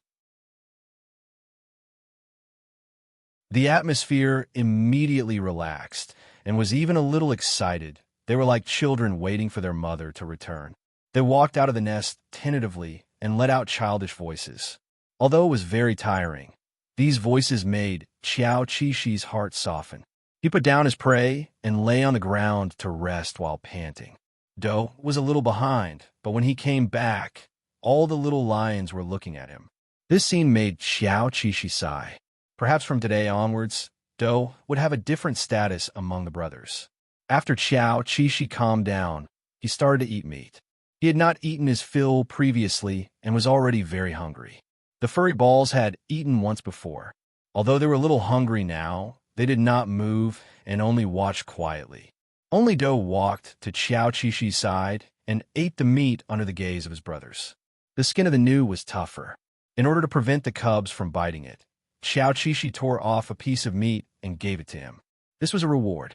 The little fellow's performance today was remarkable and made Xiao Qixi look at him in a different light. Since that was the case, he had even more reason to favor Do. The white lion had never received such doting treatment. This piece of meat might make him flattered. The atmosphere of the meal was relaxed. The little lions at the side finally stopped being nervous. They started to play around. At first, the brothers were just teasing each other. They touched each other's heads and tails. Later, it became a tussle. This was the daily game of the subadult lions. Xiao Qixi saw them playing happily and felt that it was very appetizing. He accidentally ate half of the gnu. The cubs, who were tired from playing, shyly approached the food. With the lions' tacit permission, the 6 subadult lions surrounded the gnu and ate heartily. This was the last meal for the day. They ate a lot of food this time, enough for them to slowly digest for more than 10 hours. Xiao Qixi's food was not bad. If he continued to feed them like this every day, the cubs would probably grow very quickly. However, it could not be denied that hunting twice a day was too intense. Xiao Qixi was so tired that he did not even want to lift his tail. Cough. He felt that he could delay the burial of the remains. Although he was tired, he had the energy to lick the little fellows. The first to be poisoned was the white lion who was close by. When his face was licked by the lion next door, his entire body stiffened. He seemed to be in disbelief. After a 9-month-old lion finished eating, he could already clean his fur. Their mother rarely licked them anymore. After all, there were so many cubs that the lionesses could not lick them all. However, it was Xiao Qixi first time being a parent. He cherished such an opportunity. At the same time, his movements were very skilled. He licked Lao Wu's face and mouth clean very efficiently. No matter what kind of animal it was, licking the other party's fur would definitely be the most intimate and straightforward way to express goodwill. Doe clearly felt the lion's gentleness. Perhaps it was at a loss for what to do, but it was also flattered. The thin and weak cub could only squat there steadily and raise his slender neck. His beautiful blue eyes gradually narrowed from the initial shock. Obviously, it was very comfortable and safe to be caressed like this. This meant that he was no longer a homeless wandering lion. Well, he accepted this lion's comfort and food from then on. Wherever this lion was would be his home, unless the other party chased him away.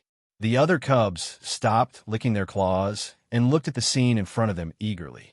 Perhaps they also yearned for love, but they did not believe that they would get it from an unfamiliar lion. How is this possible? Fear overshadowed desire in the end. No little lion dared to approach. However, their eyes were shy and lively. Even though they were playing with their brothers, they could not help but glance over at Xiao Qixi. It was as if they were filled with complicated feelings towards this lion. Perhaps their brother, Doe, was also very complicated, but he was greedy for the warmth that he had never obtained. As a result, he insisted on following Xiao Qixi's footsteps, even though he was clearly weak. The lions around him left one by one, never to return. Who could say that this would not leave an unerasable memory for the cubs? Xiao Qixi, who was in the late stages of laziness, finally got up and threw away the remains. Then he returned to his nest to sleep easily. At first, a white fur ball crept to his side and curled up. Then 2, 3, 4, 5. The nest of fur balls all slept next to the lion because they did not dare to sleep soundly when Xiao Qixi was not around. And now, he could finally have a good night's sleep. When Xiao Qixi woke up, he realized that he was surrounded by fur balls and did not know whether to laugh or cry. However, he enjoyed this scene very much, so he planned to lick the little fellows' heads one by one. Take advantage. The sleeping little lion instinctively rubbed against the lion that was licking him. Who is this? Xiao Qixi carefully observed the characteristics. It seemed to be the second son, Changfeng, a handsome man with clear eyebrows. Big Yuanzi and Little Bonsai were sleeping soundly and did not react when their heads were licked. The third son, Zidian, was unexpectedly vigilant. He woke up with just a lick and looked like he wanted to leave, but in the end, he only turned his head away, full of rejection. Xiao Qixi did not force him. After all, a lion that was forcefully stroked was not sweet. After a round, only the fifth son, Doe, was not covered in saliva. He was the closest to Xiao Qixi, and his head was almost leaning on Xiao Qixi's claws. His fragile neck was openly displayed in front of the lion's eyes.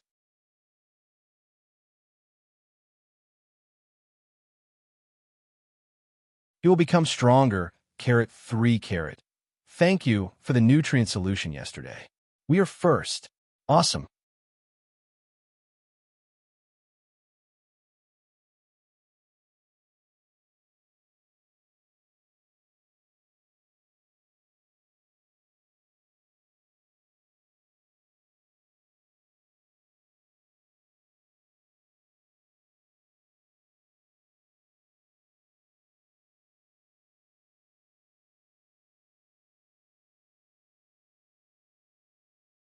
He realized that the child had gained a lot of weight. When Doe was picked up, he stayed obediently. His 4 claws curled up docilely, just like when he was young. When he was put down, he shook his fur and walked steadily. He already had the embryonic form of a strong lion. Who would be the next lucky one? Aha! It was the innocent and cute big Yuenzi. Unsurprisingly, this foodie was the heaviest. Xiao Qi was checking the results of his labor along the way. At this moment, the drone that patrolled the African grassland every day flew past. This drone was going to film a group of water buffaloes crossing the river. Such a grand scene could only be filmed by a drone to obtain a better video. The rainy season is about to pass and autumn is about to arrive. The staff member in charge of editing the video side. We're about to see animals anxious over water again. Suddenly, his fingers paused and he froze the scene. Then, he sent the screenshot to the work group. Is there a record of this lioness with cubs? A lioness with 5 cubs? What's the situation? Please check the information you have and find out which pride it came from. The few prides on the grassland have been tracked by special teams for a long time. Everyone quickly expressed that it was not their pride that had run away. How could a lioness run away with 5 cubs? However, the picture was indeed real. That was quite strange. Suddenly, a staff member said in surprise, "Oh my God, did I see a ghost? Wasn't it? 4 yellow lions and 1 white lion. They were about 9 months old." This lineup was quite familiar. However, this was definitely not what they thought. There was no possibility at all. Everyone knew that there was no possibility at all. Father Qiao. Annoying, I've been found out. Humans thought it was a lioness because Qiao Qiao's mane had not grown well yet. It would only be very thick when she was 4 or 5 years old. Therefore, at first glance, she would be mistaken for a lioness.